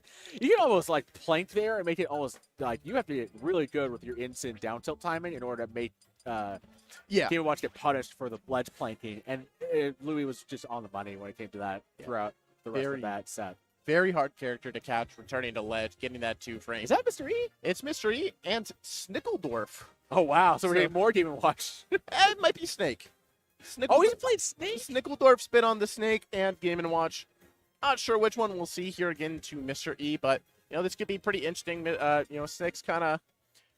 He's an interesting player. Kind of hot lately. Snake's a hot character. Yeah, Snake's been doing some results. That character's, I would say lately, that character's been good since the start of this game. Yeah, I feel like there's been maybe just a dip in the visibility of the results until sadly MVD is not going to be coming out this weekend. I was really hoping to see how he could do. He did pretty good at Eugene bound as well. Yeah. Obviously, shout outs to Apollo Kage, the leader of the One Piece crew, the one true D Lord. I don't know. I love One Piece. I don't even know why you couldn't come with a good metaphor for that. Yeah. But he's been doing great. Did great at Summit. Absolutely. And also in San Diego, we have a bevy, or in SoCal, we have a bevy of Snakes, in particular, former PR AC. Yep. It's a great Snake. Snake Meta Knight co-main, but Snake's definitely what he's playing a lot. So, but Snake Game & Watch is a very funky combination, so I'm kind of excited to see if Snickledorf's gonna play both characters in this set. Yeah, we're seeing it into Lucina, so I'm not entirely sure which one will be the main mainstay for this set. It is also 2 matchups that I have to imagine Mr. E's got a fair amount of Oh, experience and absolutely. a good game plan for. And we're going to see the RPS for the stage decision. Let's go. Sorry, I just don't get to see that in SoCal. Like 95% No, of it's people are PS2. just like PS2, and then they look at you like you shot their mother if you say you want to ban. Yeah, this is it's a big reason why the PNW, or at least Washington and BC, are big proponents of DSR. We want to see more stages. Don't get us wrong. We love PSU. PSU is a great stage. But we want to see all Yeah, of them. and that's fundamentally like one of those weird questions of like what makes for interesting competitive Smash, which there are some side tangent conversations that are supposed to answer that question. Yeah. Especially on Twitter that I think wind up getting abused. So Twitter is an awful place for discourse. yeah. But unfortunately, it's all we have. It is the hell of our own creation. And this set is also the upstage. Oh, Christian. No, but we got I'm Snickledorf. not gonna get too dark on stream. Yeah. So No, we got Mr. E on the Lucina, Snickledorf on the Game & Watch, so this is what he chose, and we're starting Smashville. So pretty small stage here, a lot of interactions going to be forced. I'm curious to see how Snickledorf is going to answer, especially against this disjoint Mr. E, who's he just ran at him. That was great. His dash time to start things off. Hey, sometimes, just a little quick burst there is going to call him out, but that landing there right there on the return to stage, a little bit aggressive, but, man, it paid off. Mr. E getting caught off in the corner. Snickledorf, good grab right there to keep that situation reset. That back air, oh, you went pretty low right there, but it's fine. Snickledorf, keep the pressure up. So far, a bit of back and forth there. It's swatted away too. And this, like, the funny thing is that this is like one of those matchups where Lucina kind of struggles to put away opponents off stage. So, but I'm sure he's probably like figured out some strats on how to deal with that. Nice late dare. That was cool to like clear a landing strip. Ooh, chair versus sword. Which one came out on top? Unfortunately, neither of them. Mr. E going deep for that little bit of a call out on the back air. Snickledorf. Yeah, he wasn't ready. You have to just eject your seat up there and just drift in. You have the drift to make it Yeah. back to ledge Oh, from that absolutely. distance. So I think, yeah, Snickledorf wasn't quite prepped for Mr. E to be dropped down that low that quick. But here we go. Okay, Snick. Okay, Mr. wow. E not able to make that back. Bit of a flub. And that, I mean, that was this great rerouting too. Snickledorf like controlled so much of the aerial territory that Yeah. he was forced to bail. Yeah, tries to land with that approaching there, but Mr. E is going to call it out. Okay, but Snickledorf does get a grab anyways. Okay, Yeah, off the sick Chuckle. parry, you have to be prepared to parry so much of what Lucina wants. yeah. And even when you do, it's often the case that the character's moves are so safe on shield that you just get killed for it anyway. That's Yeah. this is a good character. We don't see enough of them. But Mr. E's been doing, he's had a couple really good runs as of late. And, we're seeing more of this character. Had a pretty solid showing. Oh, look at that! The Daddy's bomb. Den. Instead of going for the knockback off the bomb fair, he just got an extra hit off jab. It was like, oh hey, here's some mustard for you. Yeah, Snickledorf kind of has some of these Game & Watch things, but he also I feel like he's got some just odd mix-ups that I just don't see a lot of other Game & Watches truly go for. I don't know if it means it's optimal or not, but he's a quirky player through and through. Meets the ledge. Mr. able to navigate that back, and he just totally took the stage control from underneath Snickledorf. Just seized it. Okay, there we go. Back air right there. I mean, this is we're keeping it pretty close right now. We're down 2 minutes into the game. It's close damage-wise, but Game & Watch by virtue of being Oh, lighter. that dare! Wow. And often that is such a bad option in terms of like forcing yourself to do something disadvantage that when it does work, it's a little surprising. Nevertheless, Snickledorf trying to figure out a way to keep extending this lead. Went also for the jab block, but instead forcing Mr. Reed to get up attack, get a shield. That's good. To ledge here, some more meats going on. Okay, sorry, I gotta hop out. That's all good, man. Fits are coming through, Krogan. We're gonna come back over on comms. Mr. Reed forcing Snickledorf onto the same stock as him. Last stock situation. Wait a second. This is awfully close. Right? I mean, we're talking about two, longtime vets of the scene too. So Oh, I'm not that These surprised. are Smash 4 veterans right now. Totally, yeah. Day ones. And now both PNW players, right? I believe Mr. E over here. I don't think he's moved here, but he's just here for the tournament. Oh, for sure. Yeah, I think he's still NYC as far as I know. Yeah. Nice use of the shield, get the grab there. The Game & Watch mains that have like that neutral grab on lock are the ones that really figure out a way to advance the meta. And that is, Jeez. wow, it's just strong enough. And what a way to hop into that set, catching the very last stock. That was game one, right? Yes, sir. Oh, Yeah. geez. Wow. Yeah, Snickledorf sorry to too. interrupt there for Krogan, but he's got a couple more bracket matches. But that was what a showcase so far for Snickledorf, dude. Jeez. And that was back and forth until Snickledorf managed to sneak in the killing move, to take that second stock from Mr. E, and it just really made it hard on Mr. E to take his second stock as well. So it's tough times. Yeah, and in that matchup too, like people always tout like, oh, if you play a sword character, you're gonna beat Game & Watch. But you know, Game & Watch players love running into secondary sword fighter players in their bracket runs. So you know, the more you grind those locals, like such as Snickledorf does, they're gonna have that experience, right? I mean, So they're- Snickledorf gave Mystery one bad disadvantage spot that Mystery claimed, and other than that, it's been pretty much dead even between these two. So. Oh wow, yeah. Yeah, Getting hit for dragged hit down. for sure. Meets at ledge. Dash attack coming. Oof. He wanted to really cook. Yeah, for real, He's like- stepping it up. He's like, hey man, I went to Costco. I got too much. He's got those snickerdoodles coming through for the Snickledorf. Nice. Okay, doesn't get the follow up. Maybe tried to spike after. That would have been kind of crazy. It can two frame. Oh, So, yeah. You know, pretty decent idea to threaten with. And Snickledorf more than content to play this really aggressive right now with the percentage lead. Nice. Yeah, Mr. E controlling that stage, using that down tilt, pressuring with the safe nair too. Wow, great knowledge right now. Yeah, but he just gave Snickledorf enough of a wide enough berth to get back on stage and enough territory to start firmly getting back into his groove. Nice head chase, but not strong enough for the stock. E out deep. Didn't get the swooping down downer. You know he wanted that. Oh yeah. Fiending for it. But again, good job by Snickledorf dropping that bomb. And it's such a horrible piece of set play if you're facing Game & Watch. Because you either eat the bomb damage or you're going to get caught up in the follow-up. Yeah, it's a rough trade. Either way, the bomb bites. You're gonna run into some sort of interaction. Bomb bites back. The B&Bs right there. Oh wow, and the save coming through. Wow, I'm sure Snickledorf is probably regretting that one. Wow, but that's gonna add so much momentum here for Mr. E. Down a game. That's gonna be first stock. Yep. Look at that. He's riding it down. See if he can carry some extra credit into this next stock though.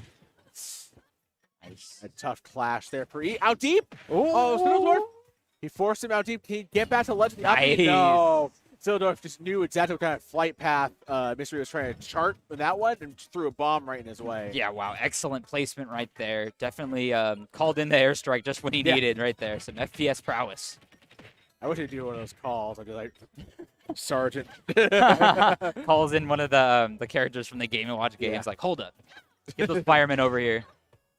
But bringing the turtle coming into play right now, and he's got the ledge situation. Man, all you can do is like maybe drop from ledge up in that situation if you're Mystery to avoid any of the meets, but that's a tough ask. Yeah, even from the Lucina side, this matchup, you know, it has its flaws. Like, you're going to have to beat out these situations with either top player awareness or just, like, familiarity. Down air, down deep, and Snickledorf thinking ways to try to free up Mystery and put him on his last winner's head stock. He's fair, though. Out deep, you gotta be careful because Mystery is thinking dangerous thoughts.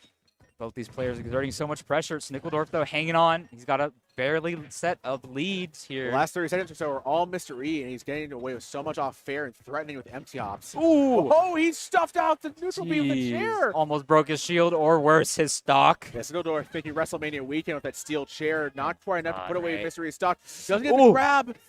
He Gotta be almost careful. lands the landing there, too. No conversion gonna hit, though.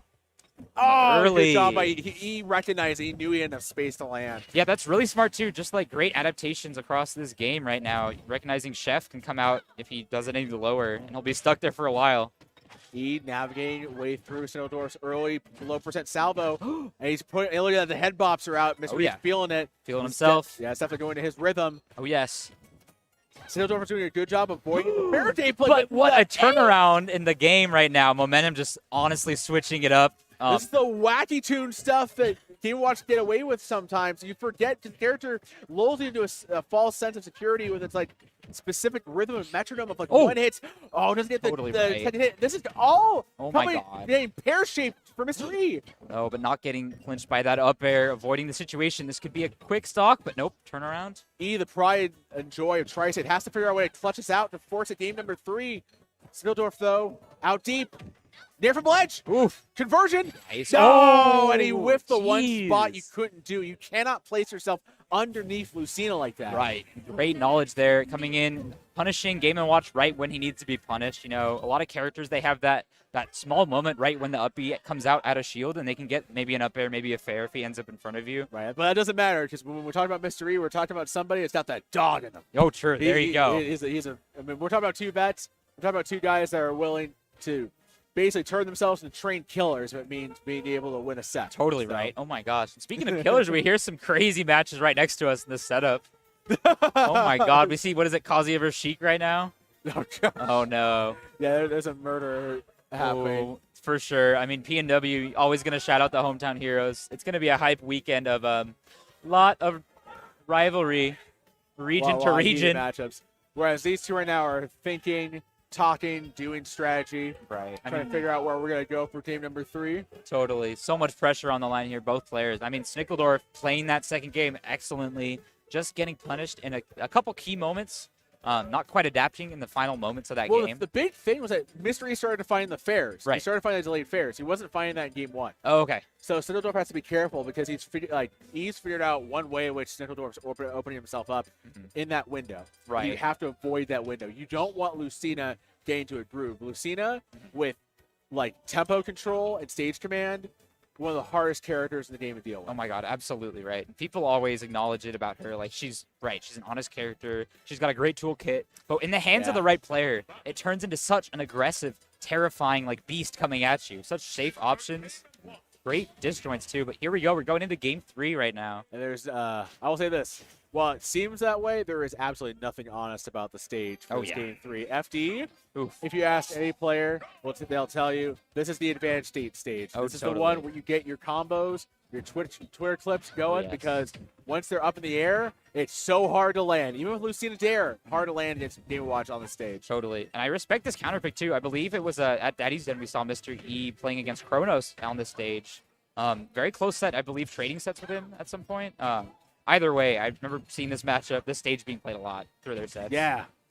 Definitely Snickledorf good. so far. Oh, he's on it! Ooh, but that My won't mean gosh. much today. Snickledorf here, and he's got some back airs to show Yeah. Mr. E right now. Franklin is the peanut butter to Snickledorf's jelly. Absolutely. real. And the bomb drop right there. Ooh. He trapped Mr. E with the drift on it, too. He has to be careful, man. He can't find himself getting mollywopped here by Snickledorf Totally. because it's going to be so hard for him to get back. The Oh parry! my God! Ooh, nice match though. Oh, the counter came out, too. He was trying to figure out a way back. That would have been insane if he was able to get the waveland somehow, time it with the counter, and actually hit. It's a Dude. tough ass, especially when Yeah. like the nerves of competition. No matter how much of an experienced vet you are, there's still a chance to slip up. E ain't gonna slip up those back airs. They're forcing Snickledorf to ledge. But Here we go, another one. Reset the situation. Keep this center stage. What can he do here? keep up the pressure, Mystery, if you want to keep yourself in the game. Yeah. Forward throw, force Great back off option. ledge. Get that neutral get up. Okay, pressuring the down tilt. And he had to drift out. Wow, he got back to ledge. Oh, but beautiful though. Nice. Perfect positioning. Good job by E, just capturing that stock. Snickledorf has to be careful. He can't let that momentum swing itself into this one. Oh, man, it's explosive on the dynamite Jeez, jab. so much extra credit right now. Snickledorf riding out this lead. And the stock looks like it's definitely within his grasp. Let's see if he can anti-air him with maybe a down smash. Maybe an up smash going to come out. Nope. That's Oh a chair. my gosh, Snickledorf is on the precipice of an upset here to try and take out Mr. E on the winner's side early in bracket and pulls. Double nairs, the fishbowl's All out. right, here we go. Trying to take Mr. E on a trip around the world. Snickledorf being like, you know what, you've seen the world, baby, but I can show you the world on my magic carpet ride of aerials, of pain. Oh man, back here, Stein, Snickledorf. Such a flighty character too. Game & Watch just able to get out of these situations, you know, hit on that parachute and ride away. But Lucina has the options to make that escape option. Oof. No, low avoid, but he What just the- missed it. Oh no, he had the checkmate on that stock there. The Trump bear was there, but good options though. Snickledorf privy to it. He held in. That's what you got to do in that situation. Yeah, it's getting really hype right now. This venue looking for the upset, looking for their boy Snickledorf to come out on top right now. He's just getting beaten from pillar to post, from stage to stage, from corner to corner. He has to figure out a way to get past Mr. E, but that's not the answer. The nair from ledge, too predictable. Come over. Exactly, Fro. And this is where it gets kind of scary, my guy. I'm kind of frightened for both players. I mean, totally within either's grasp. A little extra work needed for Mr. E to get it started here. The late hit on Franklin it was so long lasting that Hold up. Turtle is a man's best friend or a but he's Game back. Watch's best friend. For real. He's proven that reptiles are here to stay.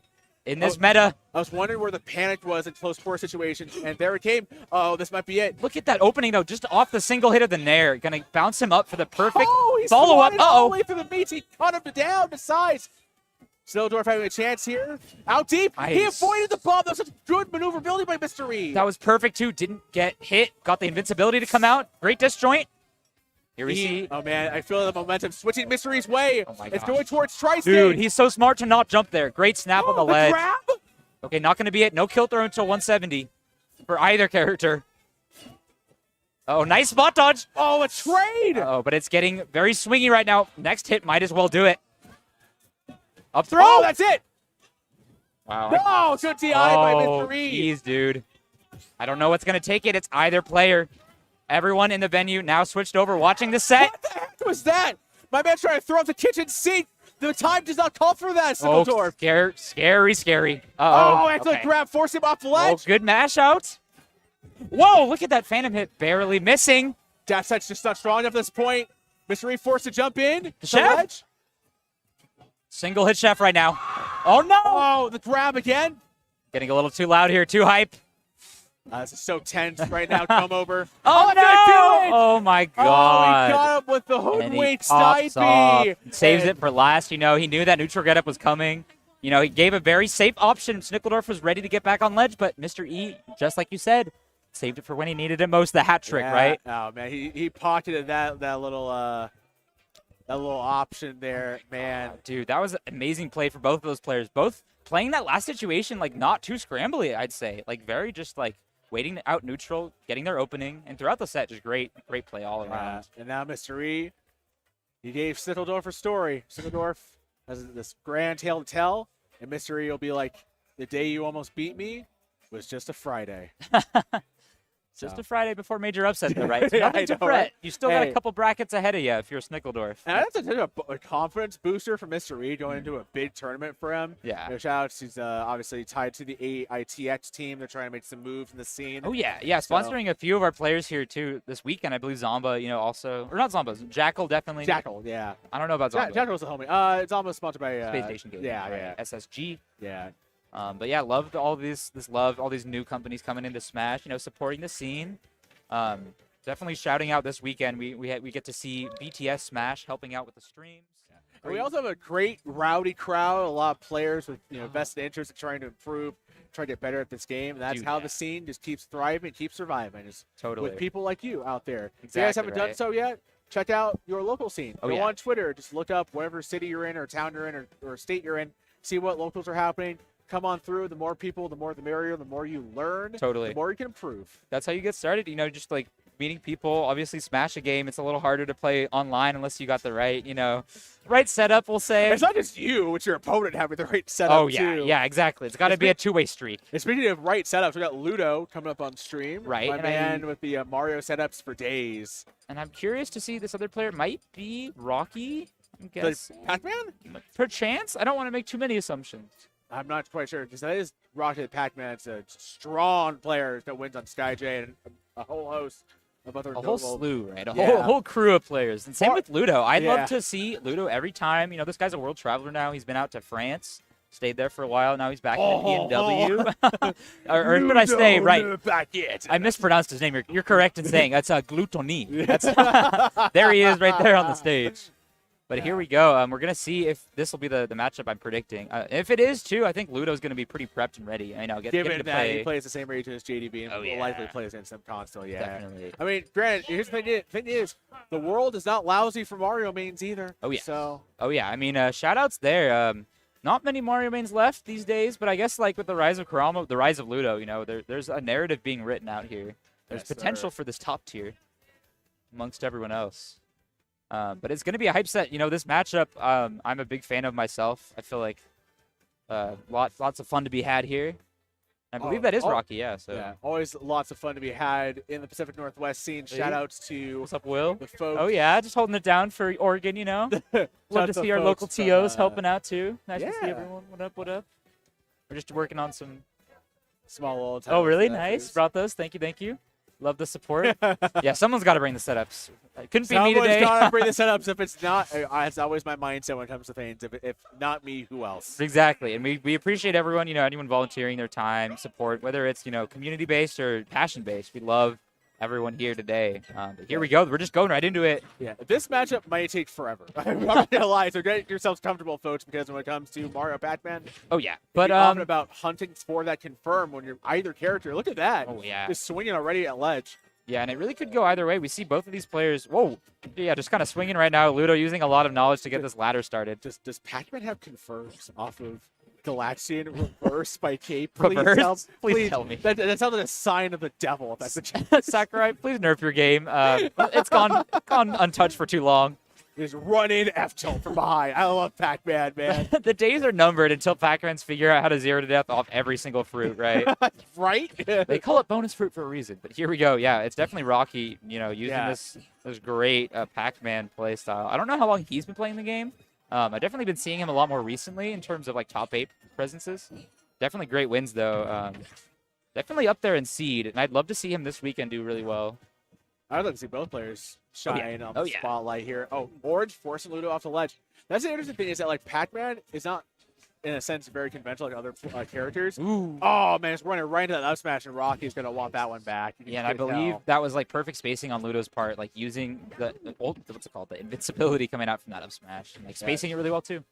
Mars a hard noggin. Oof. Oh, and then the knowledge there too, just to knock out the so many you funny also- things in this matchup. The key to counterplay against Pac-Man for whatever character you play against is you have to know what your moves do on Hydrant, and you have to be able to mix it up in a way that keeps it unpredictable for the Pac-Man. I love that. Ooh. Oh man, the Stutter step a little yeah, bit. the That was bell it. setup too to force Ludo into a phone booth. But man, he's gonna Oh die my god, and that's gonna be it. Wow. A Pac-Man, little one of like 6 characters that makes no noise when there's a star KO. really just Yeah. just see ya dots. It's like crazy because it's like a made for noise for Pac-Man when he dies, and they didn't Right. incorporate it. The lore was there. I don't know what they were missing, man. I mean, Bandai Namco was there. I don't know what they're.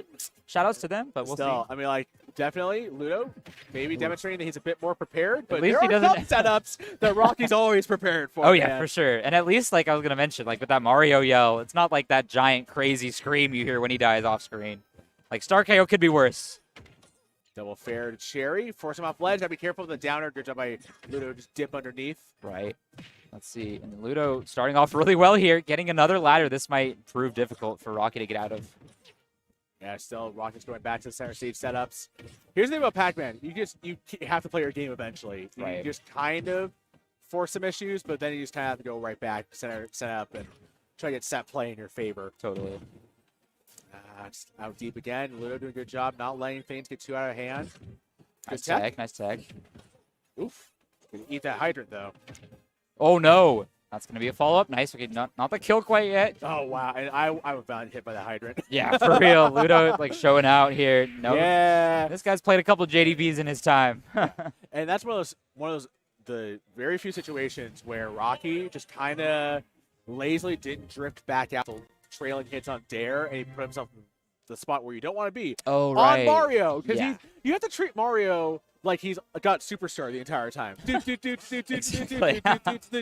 I just don't want to be touching this character because he's arguably the best grappler in the game. Exactly So- right. Yeah, unless you're on the same team and you get a little bit of that star yourself, not worth it. Not worth interacting there. But let's see. Maybe going back to the same stage here. Let's see if Rocky This can is slow it such down. a fundamental matchup that you're not going to see a stage change. which is Oh yeah, nice. yeah, it's gonna work out. Oh, Uh-oh though, doesn't I- get the landing fair, but Ludo is so fearless with his cape usage. It's definitely something that sets him apart from some of the Mario mains I'm used to seeing operate in SoCal. Like oh totally, Zenyu. dude. Yeah, if you see Ludo's Twitter recently, he posted the silliest, like funniest little combo video. It's with just cape. It's just cape. It's just cheese.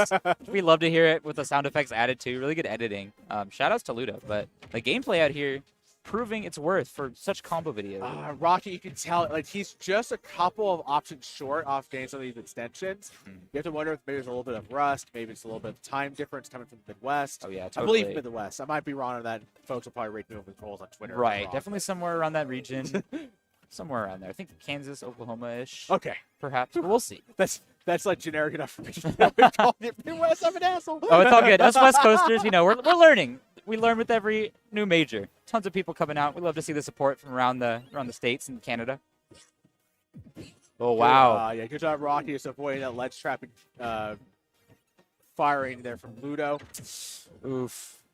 But right now, making this first stock last. Yeah, Rocky kind of taking the pace, slowing it down a notch, and using that bell, doing those little T dashes where he's like holding the bell in hand. That's how you excel with Pac-Man. It's like, okay, you're gonna have setups, but you have to have options for when they just happen to react well to it. Right. That run back to F tilt was definitely it. Right. Yeah. Drop.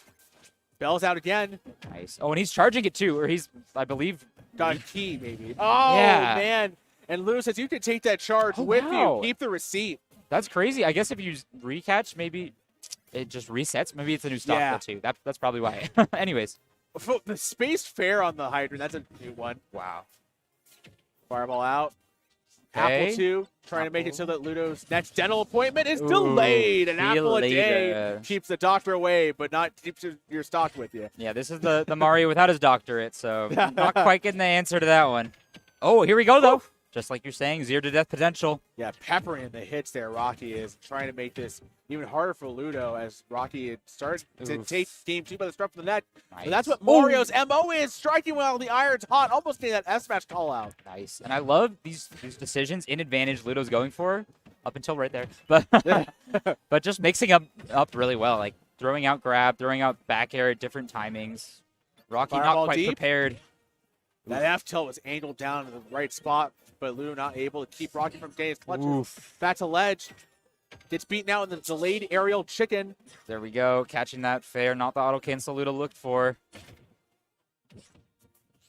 Oof, nice parry coming out from Rocky though. And just not too warded off by Ludo's aerial barrage. The grab, excellent job there. Back throw. Still not enough at 163. Pac-Man, surprisingly heavy. Let's see. Okay, yeah, he's not going to go for anything until he gets the trump. Right, and smart. that's such a good DI check too, because you're like, if you're trying to beat the trump, you're holding in, and that makes Dare so much more potent. Oh, totally, right? There's levels to it, because they expect the easy DI where you just get the bear for free. But Rocky, a little primed and ready there, going to DI in. Ludo even more ready. So many layers right now. Up tilt to up air. Hey, smash 4 times. And he got the weak hit in air to boot. Yeah. That was great. Doesn't quite get the kill, but, you know, Ludo's so keen to just sit back. Very Kurama-esque right now, I want to say. Rocky has to be more mindful of his disadvantage. He's gifting Ludo a lot more. Okay, that was just silent. Just silly, just like loving the hydrant. He wanted to test the SFX. Oh, yeah. Yeah, making sure that the speaker's still booming right now. Got a little hype in here. Let's go. At ledge? Oh, no. Oh, wait, he can redo it, though. Reset? Yep. Nice tag. Yeah, he just drifted.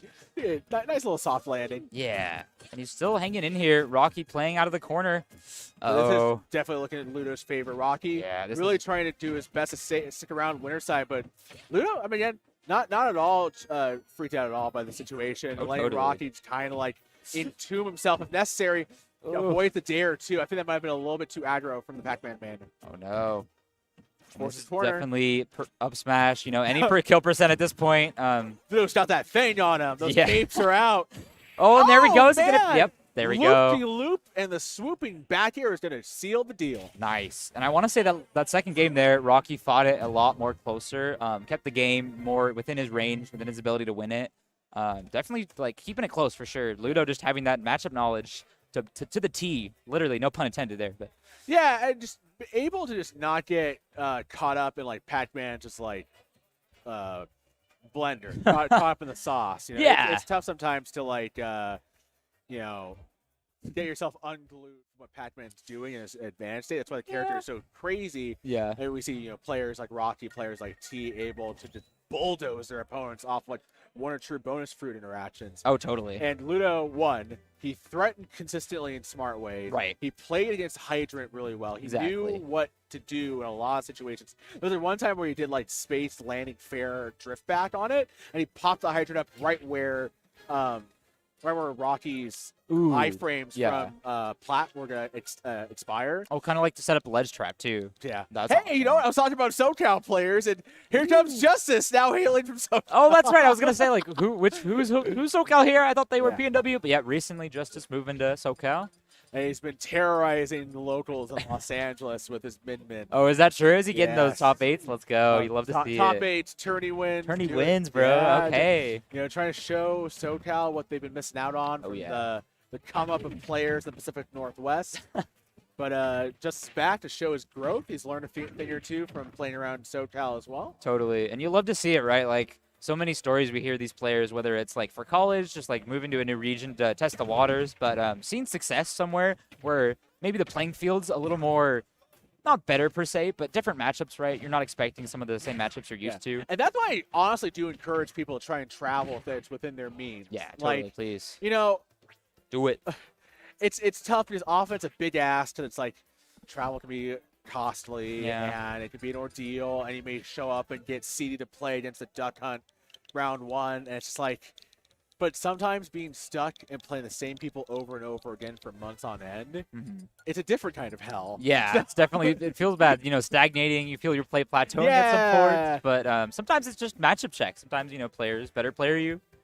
But this Min right now, we're about to see this guy's a world-class player. Like, we already everyone saw that Genesis set, Game 5, right? Leo, Big shout-outs. Enough said on that. But lots of great stuff. Great stuff from Min. Great stuff. Justice, formerly PNW, still kind of And rocking we that. don't know who his opponent is. Right. I think we're about to find out. They look familiar-ish. Oh, wait. This could be Krieg. Hold up. Maybe it's Creed playing box? Who else is playing Mario? I mean, sorry. Yeah, you're right. Hey. Thinking different M names there. But, yep, I had the guess there. Who else plays Marth in this day and age, right? To this level, at this point in Creed bracket. is PR'd in Utah. Yes, I believe they're number 2 or 3 right now, Yeah, right they're- behind Sen. Sense, yeah, that makes sense. Wow. Marth's an interesting matchup to try and finagle wins against Min. Yeah. Like it's definitely like the old adage of like once you get in, you get in. Oh, totally. But it's the gameplay of how to get in. Yeah, and it'll definitely be a case of like who's ready for what matchup and who's prepared for each play style. Oh, wow. But that'll be a trade in stocks. That was kind of genius right there. I was going to talk about preparations, like that weird air dodge late off stage that Yeah. happened a second ago. But hey, you know what? Sometimes both players get lost in the sauce. Yeah, and Min not the kind to usually go for this crazy off-stage edge guards like that, but Justice got that dog at him for real. So, It's funny 'cause it's very much a super heavy type move. Like, you know what? If I'm going to go down, I'm going to take you with me. And there you go. Creed Ooh. made it so Justice ain't going to take nothing with him besides the L. Let's see. One of the interesting things is that, like, while Marth mains are to a degree a little bit less common than Lucina mains, Yeah. we do have one Marth main in SoCal. Oh, right, the I name was- of Ignace, but I exactly. don't believe just Ignace have had a chance to really get a chance to like face each other that much. Yeah, I was lately. meaning to ask too, because I think, hasn't he been playing Mewtwo a little bit in locals? Maybe I imagine that. No. Oh, thank God. Okay. For It the best. hasn't been like early round stuff where it's just pub stuff. Oh, okay. pub Wrong stomping. mid-tier. Yeah. Different end name yet again, but here we go. Justice. Yeah, it's so far. Oh, back throw. This might actually put the seal and the deal on the second stock. Let's see, though. No, just slipped by, and Creed having a chance here to really make the most out of the situation. Nice Wow. falling fair up tilt. Ooh, and we see the Mr. E, the same coverage he was going for with that, Yeah, that side dancing beast. blade, yeah. Oh, He actually fumbled this. Like the fact that you can mess up your recovery when you're trying to air dodge to ledge is so dumb in this game. Oh my it's God, just dude. it feels like a programming error. yeah, Oh, even when you hit man. it, sometimes you just bounce off. Like if you're Luigi, Ness, sometimes they have those bubbly air dodges. Yeah, right. Feels and, bad. And it gave Justice a chance to throw a couple of haymakers right into Creed's cheek. Oh yeah, all of a sudden it feels a little doable. I don't know if we're gonna see the Ram come out soon, or if it's even optimal for this matchup. And never No mind. need, nope. Sometimes you just need a way to like rob. I get it. I understand why Creed took that route. Yeah. Another thing that can actually present some interesting challenges Yeah. for Marth and for some characters is when you are using the box, there are some values and when you're trying to put them in, especially diagonal ones, Uh-huh. that aren't, especially with DI and SDI in particular, Right. they aren't necessarily as present Yeah. as it would be with a conventional game controller or a pro controller. Right. So you can also maybe chalk that one up to, whoops, I pressed the wrong button with the paint key. Yeah, exactly right. Nevertheless, Justice, you know what? Hey, by hook and crook, you got to make your money somehow. So taking that one, and we take those. Yeah, and Justice, that whole set, like kind of playing it like a beast, I will say.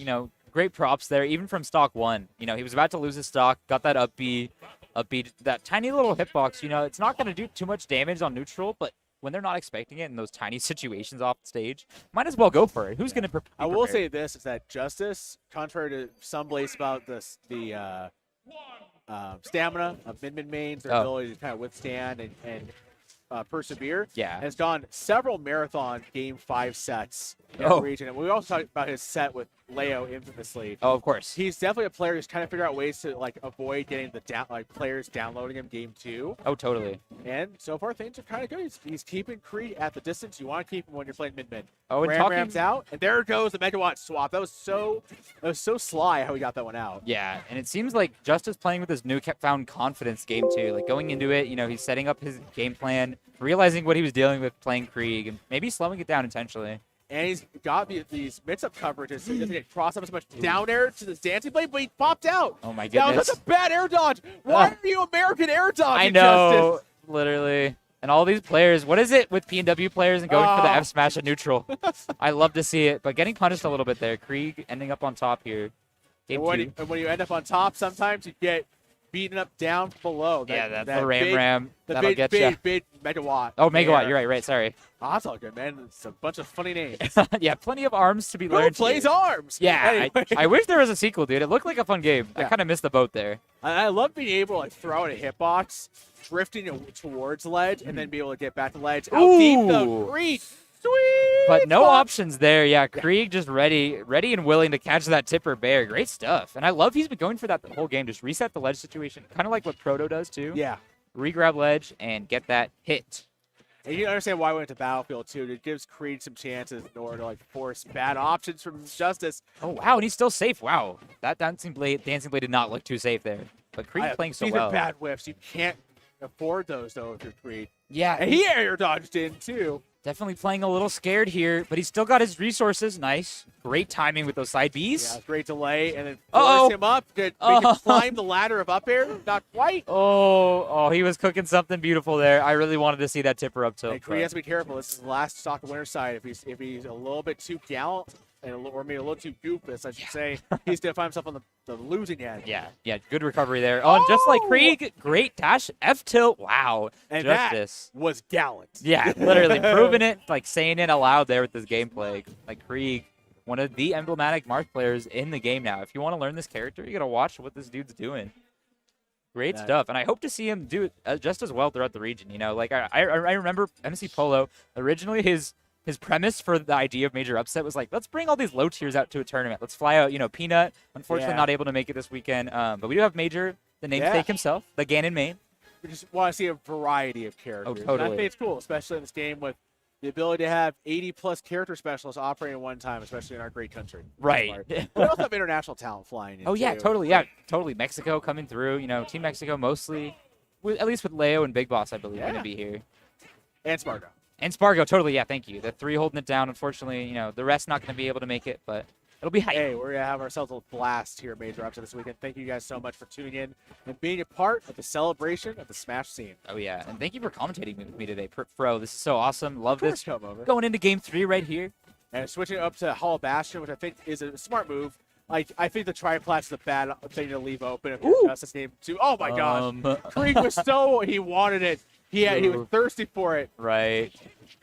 We just see more dancing blades come out Ooh, too. 'Cause I think Creed is starting to realize that it just being a bit too antsy and disadvantaged. He wants to get out. He wants to be able to play his game. And it's so interesting to watch this Marth gameplay, right? Because you'll see these weak hits connected to the strong hits. You know, sour tipper hits. They kind of lead into each other. Something that we're starting to realize as the meta progresses that like Marth, he has those combos. You just got to be precise with them. And he also has the ability to win in neutral if Yeah. you're smart and you're patient. Totally. And the movement options we see from Krieg too, like definitely great shout outs to that. Look at that dash dance. We actually missed a chance to keep it up on Justice and let a little bit of the pressure off the gas pedal. Couldn't get the Nair though. If you can beat out Min Nair, you get rewarded, my man. Dude, great stuff there. Yeah, Krieg playing around this platform, kind of baiting out Justice right now really well. And Justice Gonna has get to figure out a way to get the ground underneath his feet because Creed is just juggling him. They say there's no room for professional jugglers in this world, and Creed Ooh. says No. Oh, no. I take offense to that, sir. Oof, and Justice kind of fretting there. Didn't want to use his jump that early maybe, but just getting caught out of it. A little too late here. See what he can make happen. And now Justice has to ask himself if he has the mental fortitude to get out from underneath this.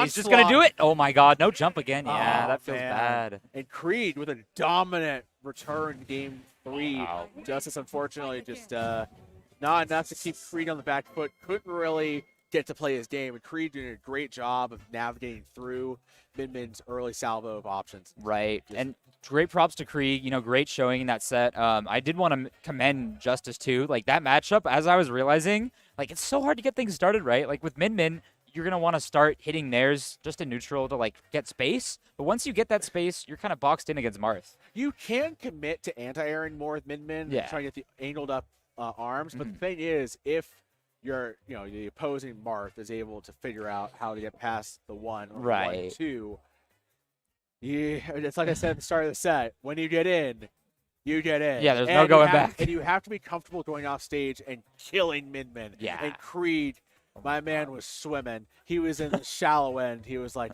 I'm dipping my toes in, Just going in and there. the water's fine. Oh, yeah. Tipper there, tipper here, everywhere. Dash back up smash. Why they do this? Like an old school dance. Ooh, move? a little 60s snorkel action, little disco. Okay, throwback. I love it. Let's go. And he found all those, like, I don't know if you were a kid and you like learning how to swim. He found all the cool little plastic rings and just tossed it. Like, hey, Dude. just go swim and find the rings. Dude, that Like was my Sonic. that was my stuff there. Sonic and the secret rings, right? You gotta find all 7. There you go. Oh my we're God. having fun here at the Major Upset Pre-Local. If you guys are just tuning in and are wondering what's the deal with everybody coming through, people from all over the country coming through, from SoCal, from the Midwest, from the East Coast, well, that's because MC Polo and the Back in Blood team put together an insane lineup of events, put together an insane tourney, and we are all the beneficiaries of it, and we are so thankful that you guys are here for the pre-local, and we'll be here throughout the weekend for all of the great Major Upset times. Shout outs to everybody behind the scene production. It's a thankless job putting on stuff like this, even the pre-local. Everest is the homie. He's been, up since, I have to imagine, like 6 a.m. probably, trying to get all this stuff together. And also, big shout outs to a lot of folks behind the scenes. Satellite Smash for offering this platform for Totally. local, Yeah. and folks at Tempest Stream for running things. and Totally. drops. Yeah, love them, helping support, stream running. I do want to shout out my own. Failed to mention in my commentator profile, but my recent sponsor, local Oregon team, Blackthorn, led by Wolfric, led by Kat McFurry.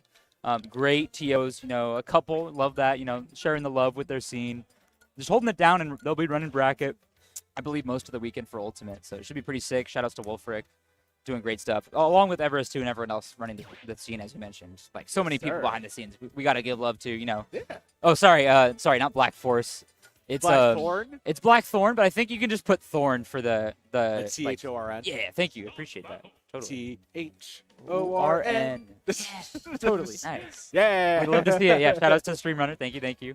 And we got 2 players sitting down. Can you peek around the court? Oh and yeah, see you know what? My metagame for this, I was looking at the mirror on the left because we see half Oh. of them. I know at least we have a Biggie Mouth, I believe. Oh wow, yes. that's a treat because Biggie was like semi-retired. Dude, the thing about him, let me give you a little Oregon knowledge right now. Because Biggie, he wasn't on our last PR due to inactivity, right? But I believe he'd either gotten top 2 or top 3 to all of them. Yeah. This season, every local he's gone to, he's won from winners.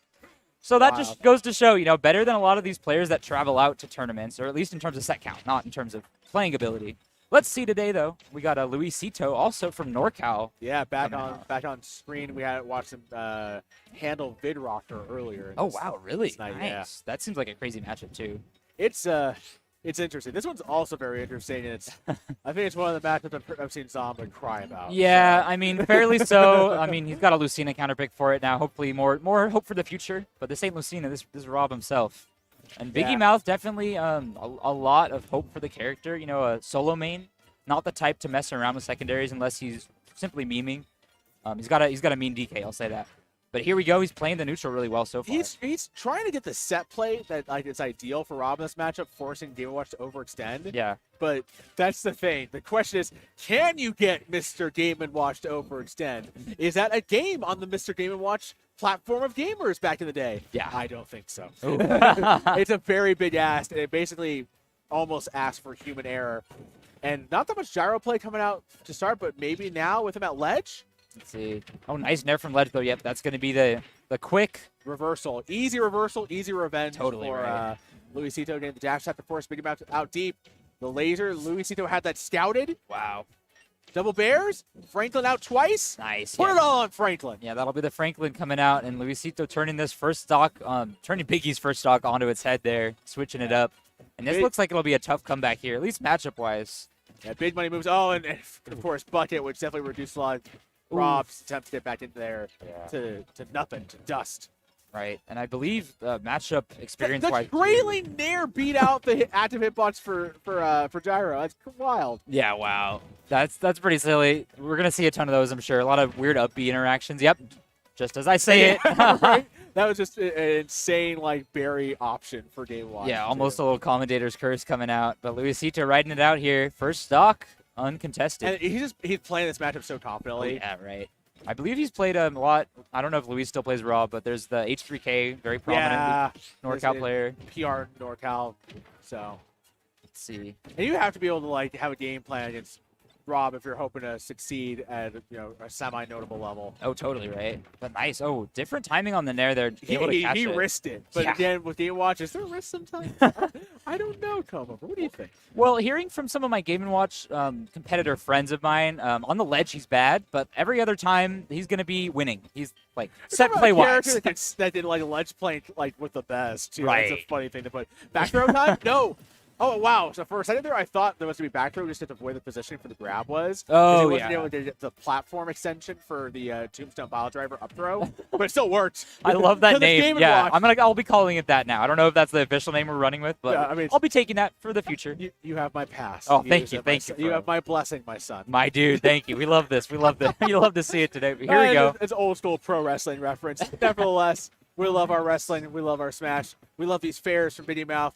Definitely trying to get into Luisito's Ooh. grill, and that back there finally Wow. meeting the mark. But again, Dude. you can't even do conventional Rob like ledge trapping there with like down Wow. air to threaten. This micro spacing though, what he's doing to set up that He that waited back it air, out. Did you see dude.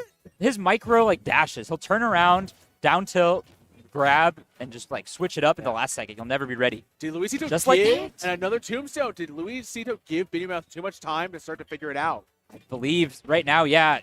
I feel like he's playing it a little too passive. Maybe needs a little more aggro Game & Watch, right? Kind of like that, setting up. Yeah, double bomb setups too. Yeah, that's a lot. If you're Rob, on shield, he's going to be pressured to But look get at out of that. there. Biddy just navigated through that one like a high wire arc. But the tech off the down air, Oh and he my avoids the hammers. Jeez Louise right now. Jeez Luisito. And there we go. And Oh, that's that gonna was do the it. double toss, right? That Yeah. looked super true and almost like weight dependent.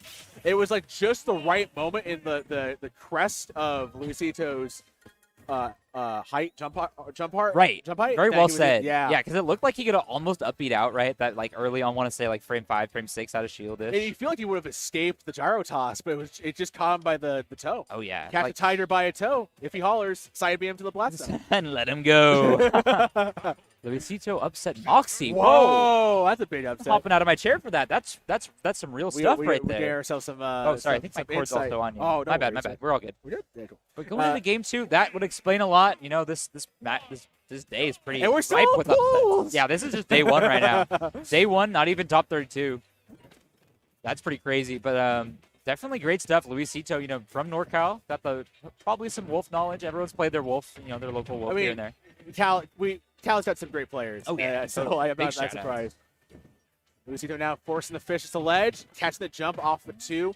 It's such a natural reaction to be caught up in those active hitboxes, the multiple hit projectiles that want to jump. So it's it's a layup for Game Watch mains to get more damage. Yeah, and it seems like, either way you get it, you're either air dodging out, getting hit by more, or jumping and you lose your jump. You just got to wager that guess and see what works out. But here we go again.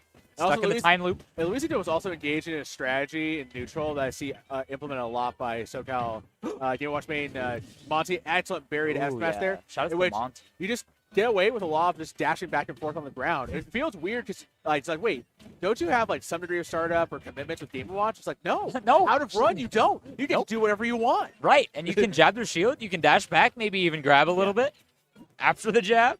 So it's been working out, but he's got Big Mouth corner bit. He also filled up that bucket, I believe.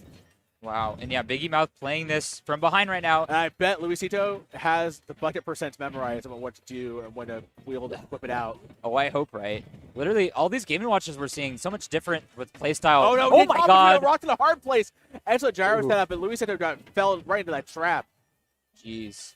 Yeah, Luisito, not the type like Snickledorf to throw out those random judges so far, but, you know, you never know. No. That was a big bad bash option. Oof, yeah, getting punished. Yeah, you just can't. Like, Rob's movement in that situation is just good enough to punish you for it. Yeah, he's got so many options to whip Oh, punish. I was wrong. He's only got 2 meters on the bucket, so Oh, okay. he's a little short. He's trying to catch Interesting. another laser. Yeah, that's good to know. Yeah, full laser doesn't quite fill it up. Maybe it was the angle or something. I'm not quite sure, but we'll see here. Gonna need a little bit more if he's gonna want to spend it. He can't pick up Gyro now Oh, no. because the bucket reflected back. Oh, never mind. He just Whoa. he took it right back. Hey, whose gyro is it anyway? Am I right? Let's see. Oh, no. Colin Mockery. Anyway, the back air to Plat, no punish there.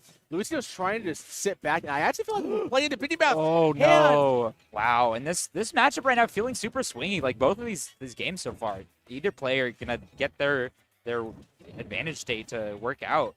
And they're kind of forcing advantage either way. It seems like no one's really playing through disadvantage, right? They're just navigating it so well out of these situations. Yeah, back and forth, a slobber knocker between these two. Wow. Okay, well, really close right here. This is very Oh, even. and they're very both trying even. to stay right out of each other's swing range, too. This is crazy My good God. movement. Someone call H-Box right now. Bubble Theory's real. It's confirmed. Oh, totally is. Here we go. Oh, trying to get the double toss there. Didn't quite work. Luisito able to sneak in back here. Trying to get a conversion. Luisito's trying to engage in the second level. Confirms. Trying Right. to get something off. Bomb drop to grab. Bomb drop to fair. Bomb drop to down smash. No, Oh, but okay, Biggie but he's with Rob. that air Okay, dodge. not quite, not Rob No, today. he couldn't. He was not him. Yeah, unfortunately with that angle makes it a little rough with Battlefield, you know. But he'd have to grab. Tombstone Pile Driver's going to do it again. All right, well let's see. Venue getting ready here. Game 2 potential. Luisito could be sent to losers here after quite an upset. Yeah, can Biggie Mouth defend, or is Luisito going to be able to sneak away with this one, get us to a game 3? Let's see. Wow, it's The so Bears. stacked today. You know, so many players coming in for major upsets. So many players here for the pre-local. And so many players trying to fight for the right and the privilege and prestige to represent their region and where they're from and show their stuff and show why they are the best in the world. Totally. Right now, it could be anyone right here. Luisito trying to even it up, giving Biggie a run for his money, keeping that mouth awfully closed, despite its large gaping size. Biggie Oh, Mouth okay. trying to show that advanced knowledge, trying to demonstrate that he knows where the bodies are buried, trying to figure out a way to just absolutely separate Luisito from this last stock. Ooh, no, he is not blinked with this bomb pressure, man. He's a trained Dude. killer. And wow, that shield looking a little mid-sized. Mid-sized sedan coming out. Oh, That grab. nice. Okay, lead situation. Wow. Did you see that, Fro? Yeah, he was ready to kill him. And he finally has a jump call with up air. We haven't seen that much, and that's why we haven't seen that much. Yeah, right. Yeah, there's a Just couple down, reasons. Because down ever says no. Oh, the chair whipped out. WrestleMania season. He took him out with a big old steel chair swatch. Jeez Louise, beautiful stuff. Or should I say Luisito? Beautiful. I love that. I love, NorCal. We can't escape that name. So many players. Luis, Louis Money, Luisito. I don't know. I think there's at least one more. I hailed from NorCal a while back, and I feel like there's a big history with the scene now. I feel like there's all these newcomers too, people that you might not have heard of if you weren't playing in Smash 4. But just like with all these scenes now, we see a lot of newcomers coming out from quarantine. The grinders from Wi-Fi. Let's see who's gonna make it out today though and prove their stuff. Yeah, let's see if Game 3. Luisito can add Biggie Mouth to his tally of big names taken out in bracket so far. Like we mentioned earlier on stream, has beaten out Bidrocker and then also took care of Moxie off stream. Yeah. But let's see it here. Same matchup. Solo main Yeah. style. Swapping over to Hall Bastion, I think, allows Biggie Mouth a bit more space to get away from Game Watch's threat bubble. I say so, but right now Yeah. he's being harassed. Yeah, I wonder what the exact reasoning is aside from just like size difference for the blast zones, maybe. You can play more mid range in this stage if you are careful about your movement. That's Right. kind of it. Yeah, and I And- feel like with Biggie too, he does a lot of like turnaround baits, a lot of very patient, neutral. Let's see if he gets to play with can't it get though. caught out like that. Like, if you're getting beaten out by Nair from ledge, that's ooh, that's something you gotta clean up. Yeah, you're gonna need to learn the timings on that one. Maybe gonna hit the parry button. Not a lot of other counterplay aside from don't get hit. Let's see though. Eats the just slight bit of. Oh no! It's that gyro actually really's got Lucio stuck in second gear. Yeah, it's keeping him at bay right now, letting Biggie claw his way back. Just barely, though. Let's see who gets their back air up first here. Some fuel getting spent. Oh my gosh, the emissions getting sent out into the atmosphere right now. Someone go tell Kingdom Hearts. But Big Mouth is definitely economical with his fuel usage. Oh, yeah, uppy. totally. Yeah, definitely wiggling it around there. Oh, yeah. But it's hard to deal with that situation. You have to be. The thing is, it just seems like, well, wait, can't you nair or up air? And like the thing is, you are such that those moves are so long lasting that in that situation it's actually to your detriment because you're not able to recover in time to up back. Oh, totally right. Yeah. And Lucio's starting to make these. He's trying to bait shift, make these cloud up airs work too. And one thing that has been really characteristic of this whole set is that Biddy Mouse not really been able to make cloud or Rob Nair work at all. Yeah, it seems like there's not a lot of time for it, right? Especially with like if Luisito's predicting it, you can kind of up B. Oh, there we go. That was so shocking. Excellent conversion. And for the second time this set, Luisito getting caught not looking with the gyro with the assist. Yeah, and it seems like that might be his end here if he doesn't catch on quick enough or at least get a punish off of it. But the thing is that Biddy Mouth is trying to force set play in the mid-range stuff, which it's working for him. Yeah. But Luisito has the character with the ability, the air drift, and the options to really find the way to get past it, too. Right. It's almost like, yeah, Luisito's got more airspace to play around this neutral, but Biggie Mouth kind of has to force these openings when he gets them, utilize them at every moment. Yeah, he has to get the set play in his favor. Right. And this knowledge coming out really well right here. Woo. Not getting hit in this scary last hit sort of situation on stock 2. And we're dancing with the devil in the pale moonlight the way these two are trying to jockey for position. Oh, yeah. And getting that auto cancel on the fair. Not quite. No. Fair swing. Oh, he didn't get the tech read. Oh, no. Yeah, that could have been a big play for Biggie. Definitely he could have gotten the kill conversion. Did Steven watch like 54? Oh, my God. Yeah, some sort of gyro toss or something at least. Oh, he heats a gyro for himself. Not sniping out the laser here.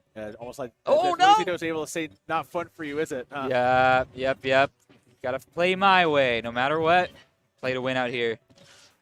Lucio trying to capitalize on Biddy Mouse shield habits, too. Nice tech, though. That's center stage. This is big, actually. Good tech jump awareness, too, because if he just teched, it would have led to another hit of the up B. Wow! That ball was just strong enough. Biddy Mouth is now down to his last stock winner side.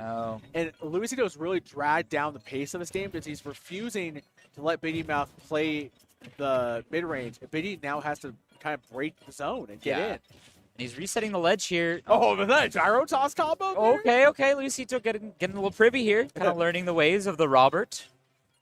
How can I work with this robot and weird tools? I will say this. If you're out there trying to get better at this game, you have to learn how to deal with item play that your opponents have. Oh, yeah. Even gyro, which is the hardest item to like deal anything with. Especially if you're a Game & Watch player, too. There's a lot of cool regrab setups you get. Not only just setups, but like I believe he just has a really easier nair catch with it. Oh, wow. But thunderous retoss. Oh, right to the dome. Ouchie. These are going to give him some paper cuts. That's fatal for Mr. Game & Watch. Yeah, doesn't he know, man? He's trying to... Rob don't care. He's polluting the atmosphere. Yeah, he's just a mindless, Wall-E-esque, rogue robot. Kind of like Subspace, he no mind of his own. But let's see if he finds his heart. Luisito finally forced a path out, forcing Biddy Mouth out deep, but man, you had to feel like that was the moment that Biddy Mouth had to seize in order to get the stock loss. Yeah. Avoids the down smash hammers, but Luisito's going to get the next one. Oh, dude. Oh, my God. Scary. You don't want to be rolling into that one. Or shield helps, too. Oh, man, it's just not going Biggie's way here. Luisito's just chipping away at Biddy Mouth's chances to bring this back. Yeah. But Bomb toss? Biggie definitely the type to make these kind of plays, though. I'm going to hype it up right now. I'm not going to call it, but it's definitely within his grasp. Yeah, the former Oregon #1 trying to find a way to keep this in his favor. This might be a gyro recatch. Oh, he slipped off the ledge. Is this a repeat of game 1, though? Could we see another one? As long as you don't get hit by another couple of fairs. Uh-oh. For set climbing, though, for Luisito. Could not swing away high enough. Good job climbing the skies by Biggie Mouth. Biggie Mouth so smart here, playing it patient. Oh, doesn't get the dash attack punish. He can use this fuel. He's budgeting his resources really well.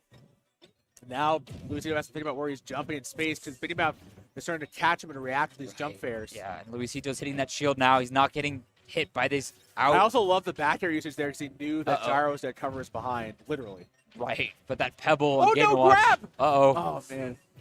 That's wild set of affairs here. This is scary.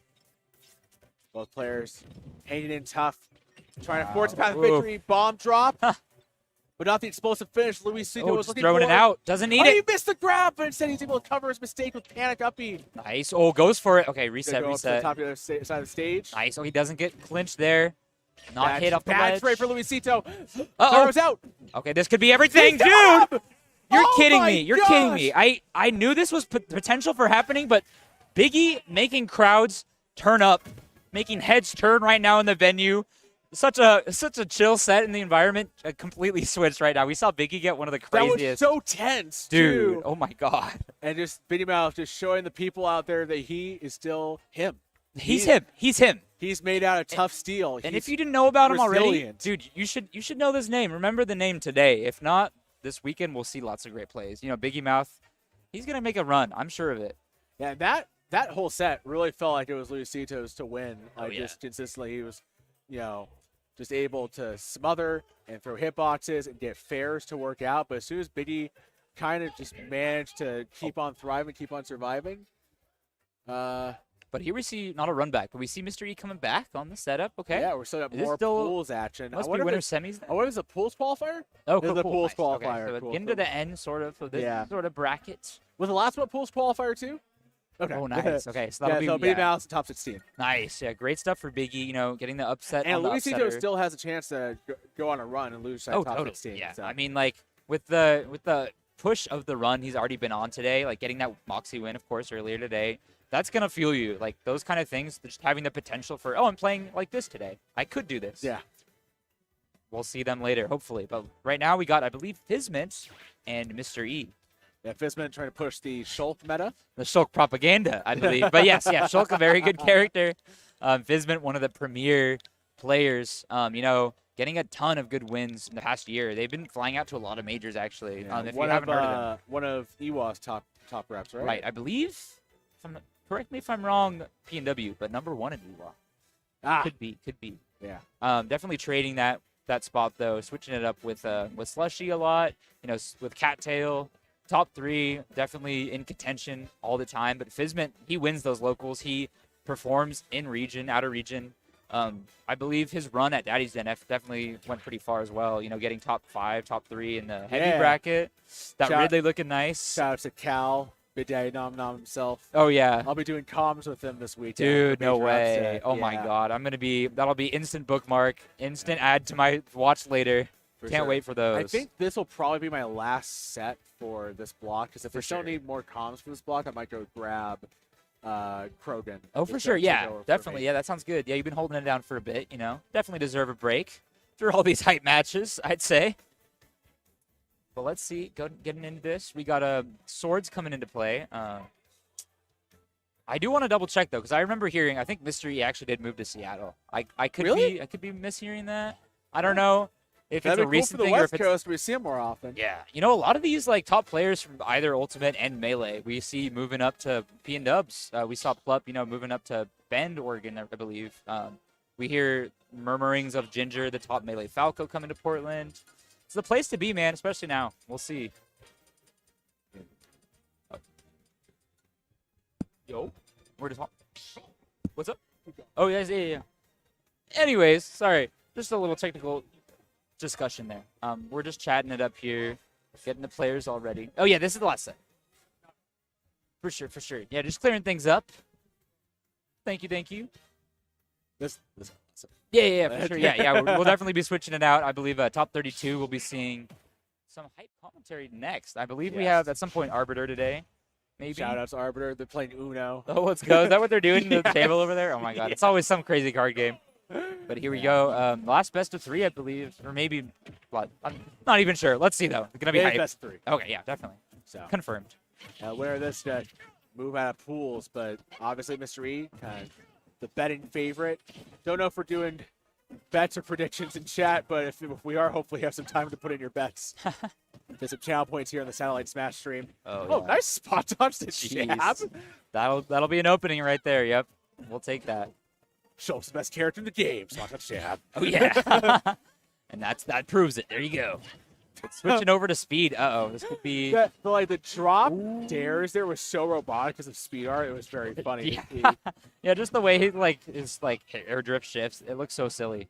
He'll be moving around at, the slowest pace and then just, running circles around you another second. I will say all the dial storage in the world cannot get you to unstick from Ultimate's sticky platforms. Right, yeah. That's going to be rough. Ooh, okay, safe option there. Not going to get the stock out. It's drifted back to ledge, which is not the worst play, but Lucina's got more than enough options to pry you from ledge. Yeah. Ooh, okay, missing the grab a little bit with the speed art. Let's see. Mr. E just really keen on getting that. Yep, resetting the ledge. And perfect spacing on the big swiping F tilt that just comes underneath where the stage is to just knock him out. Right, and I believe catching that low recovery, catching onto the low recovery earlier and noticing his recovery. I know if Mr. E wanted to pop up on stage. Yeah. Yeah, it seems a little wonky, these two characters interacting, because they both have such a clear game plan of oh, I can ledge trap, I'm at an advantage. Yeah, but one actually has to sheath his shield. So. Right. Yeah, they kind of have to budget those shield damage, especially with all those different burst options. Yeah, speed art assisted fair from ledge, getting the air slash there, up B to work. But Mr. E, very confident. You see where he's figuring in his spot dodges in order to make it so that Shulk very consistently a one-strike timing-based character. That's why you'll hear a lot of people say one of the best counterplays against Shulk is to learn how to parry. Oh, yeah. I would agree. Similar to Ike, right? Early ultimate. If you're not hitting parry against those nairs, his game plan's just going to run you over. Yeah, but the mix-up is in the Monado arts. Right. So, and there we go. That's the Hyman up fair, and that's going to ruin Mr. E because Fizmet closed the distance. Totally. That speed art. Yeah, that's the thing you're going to have to adapt to mid-set playing all these great Shulk players. Because if you're beating their tier 1 gameplay, they're going to adapt a little bit, and then you have to go into account with all the other arts. Kind of like PT, right? Switching around different weights. You see Mr. E was starting to tap his head. He thought he had the punish there, but you know what? Vets clean up after themselves. Yeah. In the office, at home, in their place of business. Oh, yeah. Time to put on the tie, dude. Go to work. Just another day in the office. Yeah, but here we go. Mr. E, after playing a very close set, too, I'm sure, just playing with a lot more confidence, Some people take that as warm-up. Air. Uh-oh. And the grab. The players that have really fought Shulk have also figured out counterplay against shield art. Oh, yeah, It's totally. very funny. Yeah, it's fun to lab that out, right? Those, grab combos. Yeah, there's, really hilarious causing a counterplay to shield art. Oh, no. I bet. Jeez. Endless electric jab. And Fizmet just having a hard time keeping the stage underneath his feet because Mr. E is just kind of, whipping him from pillar to post, stage to stage. Totally. Trying to get a 1-2-3 jab. Yeah, Mr. E ain't playing that way. Oh, you gotta be careful at ledge, Mr. E. Uh-oh. Fizmet now has a chance to bring it back. Yeah, it's looking scary for Fizz, though. No arts online. Just gotta fight through this last stock first, though. Mr. E's oh, now you're honest. So now you choose to play a real Swords fighter. Oh, there you go. Okay, that's gonna be it, Alley-oop. though. Alley-oop. And that's just the assistance and the recognition of Smash Art being online. Oh, yeah. So Great knowledge there. Yeah, Mr. E definitely played a few Shulks in his career. that that's just unfortunate in some ways because you have to swing against Lucina if you're a sortie. Yeah. And it felt like Fizmet was chasing Ghost. It's brother, you are not playing Roy. Yeah. What is going on here? Yeah, Fizmet definitely a different beast, though. With the Shulk, I feel like he's You can definitely vouch the for type. his adaptation play. Yeah, I was just about to say exactly. Yeah, I believe this set will be a lot more closer going into this game, too. All right. I made the call on the Biggie win last game, so let's see if my Nostradamus powers come through. Shout outs to Nostradamus. Comsterdamus. There you go, Nostradamus. All right. Well, let's see, though. I believe it's within his grasp. Let's see what stage they go to. Maybe just run it back. Maybe take it to PS2. He can feel the power. All those Shulk players, man, they love their character. You love to see it. Whatever it takes to take you to that next level. But here we go. Kalos going to be the pick. Uh-oh. It's just very funny to me because it's I just don't see the benefit taking Lucina to Talos. Yeah, maybe. You do get to funnel up her recovery uppies, and that's about it. And I think, like you were mentioning, too, fighting some of those ghosts, this will give him opportunity to, cover space with Nair more, yeah. And just kind of go for more of that, cover space gameplay Fizmet's known for, and then kind of close in with these faster Nairs. Jeez, here we go. Nair train. Mystery dipped out. Get on the Nair train, bro. Choo-choo. Oh, okay. Doesn't get the ledge trap there. Yeah, better switch off Buster. Don't need that. Not when you're trailing in percent. We got the grab. And you're right. So far, this is definitely closer to game one. Fizz able to swat away. To go out deep yet again. Nice. Yeah, Ooh, yeah. that's it. Catching on there. Yep, great catch on that air dodge. Fizman getting first stock, first lead. I think some people underestimate how much range Fair has. Oh, he got the initial hit at 0 on Dare. That has a great combo string. That's true, but Fizman unable to get it to strike the counter out. What a play. Yeah, great knowledge there. And he hoping to get a Buster counter, but no need here. Just trying to come back. Yep. And managed to use the jump art to throw off Mystery's timing with one of those hawkish back airs he used to dispatch the enemies. Oh, yeah, that's going to be it, though. Up B taking out that jump. You can't really control your tech angle sometimes when it comes to like those scramble situations to get back to ledge. So Yeah. So Fizman just kind of had to sink like the Titanic. There was Yeah. no option. Definitely rough for some of these sword fighter players who, without a jump, their uppies kind of just go straight vertical. Definitely a rough part of the matchup. And Mystery's now starting to go strike for strike with Fizman, which is not something you want if you are in chat rooting for Fizman. Weird, but no punish there from Mr. E on the up B onto that plat. He's going for it. Will he get the fair? The up B, nothing? Nope, nope, okay. You see a lot of rampant art switches from Fizman this game. They're not really doing too much in terms of, like, mileage. Let's see what he can get, though. All of his big plays have been, from, like, speed or jump. Well, he's trying to get himself ready for certain situations and contacts. Like, it's just not always an immediate thing. You can't play that, honestly, if you play Schultz, which is very funny to think about. It's true, though. Yeah, very right there. Oh, an excellent glide in back air by Mr. Oh, E. and going deep in there for that edge guard. Yeah, Mr. E making those quick plays there. Mr. E is an Apex Predator combo. Dude, he's ready. He'll snipe that jump out of you. Oh my god! Almost time to pop that one and lose. And he's at, okay, I was going to say, he's at Smash Art. You don't want a shield break there. Not a good look. Nevertheless, Mystery taking that one straight, nodding away. Fizman has a chance, though, to eke out a win here if he's not too careful. Oh, he's catching that DI in there with that double Nair train. He missed the follow-up swing. Oh, You just no, can't miss those dude. opportunities at low percents. Yeah, Fizman's going to need some momentum here. Especially not that close to ledge where Lucina could get away with ledge trapping off of one failed conversion. Yeah, and this is like a crash course right now. Lucina, ledge trapping. Mr. E is going to give you the lesson of a lifetime.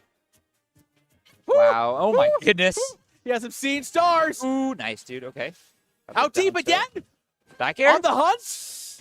Yep. Wow. No air dodging allowed. That's Even gonna on be it. Kalos that kills, Mystery knew just to hold that one back. Damn, and he knew something. Yeah, Fizman didn't. A little more comfortable than he is on the counter pick, but Mr. E gonna clean it off. Clean too And low. also the additions with the speed art might have made that also more likely to happen. Right, and it's It tough is what not it to is. overcalculate. Playing a player of Mr. E's caliber, Mr. E, great stuff. Going into winners I mean, here. yeah, Fizman definitely tried to get his punches in and managed to stay mostly blow for blow for Mr. E, but like the offstage game, he just wasn't ready for E's advantage. He wasn't just ready for what he was doing out there. Totally, yeah, and just Mr. E a little more ready too. Like not to expect that anyone would go for that, but Mr. E, got that dog him. But as, folks, as we said, you can expect more great action right here on the Satellite Smash stream because unfortunately for myself and Comb Over, instead of do it for our block, but stay tuned. We got ourselves a crazy fun block with Nasta, Big Daddy Nom Nom. Oh, no way, dude. The boys coming into play. TriCast. Let's go. But shout outs to Everest, and shout outs to the folks at Tempest Stream, Yes. and everybody behind the scenes for giving me a chance to have this opportunity to perform for you guys. It's been a pleasure. The PNW rules. I'm happy to be back up here in Oregon. I love being out here. Community is so welcoming and so awesome. And come over. It's been a pleasure. Oh, man. yeah, totally. Let's do the let's do it. Yeah, proper, handshake. Also, shout outs to Krogan, who did a great job also filling in. Oh, yeah, totally. Follow Comb Over. Oh, yeah. And follow Fro, too. Fro _ FGC. If I got that right. And Comb Over with the O. Oh, yeah. Actually, sorry. There's no second O. But if you follow me, there's one O and then there's a 0. Anyways, you'll see me this weekend. It's all good. It's all good. I appreciate the stream runner doing all that they've done here. I think that was my fault too, partially, because I might have put it in wrong. You might have put it in wrong. Anyways, we got it. It's all good. Sometimes casters make mistakes. Casters are people too. It's true. Casters it's true. are people. We're too. learning, and I feel like I learned a lot with this vlog. This has been awesome, bro. You're the GOAT. I love that. I appreciate it, man. Love what we hope, did here. Hope we get to do this again in the future. Take care, everybody. Stay tuned. Yes, and we'll see you guys this weekend at a major upset. Peace out.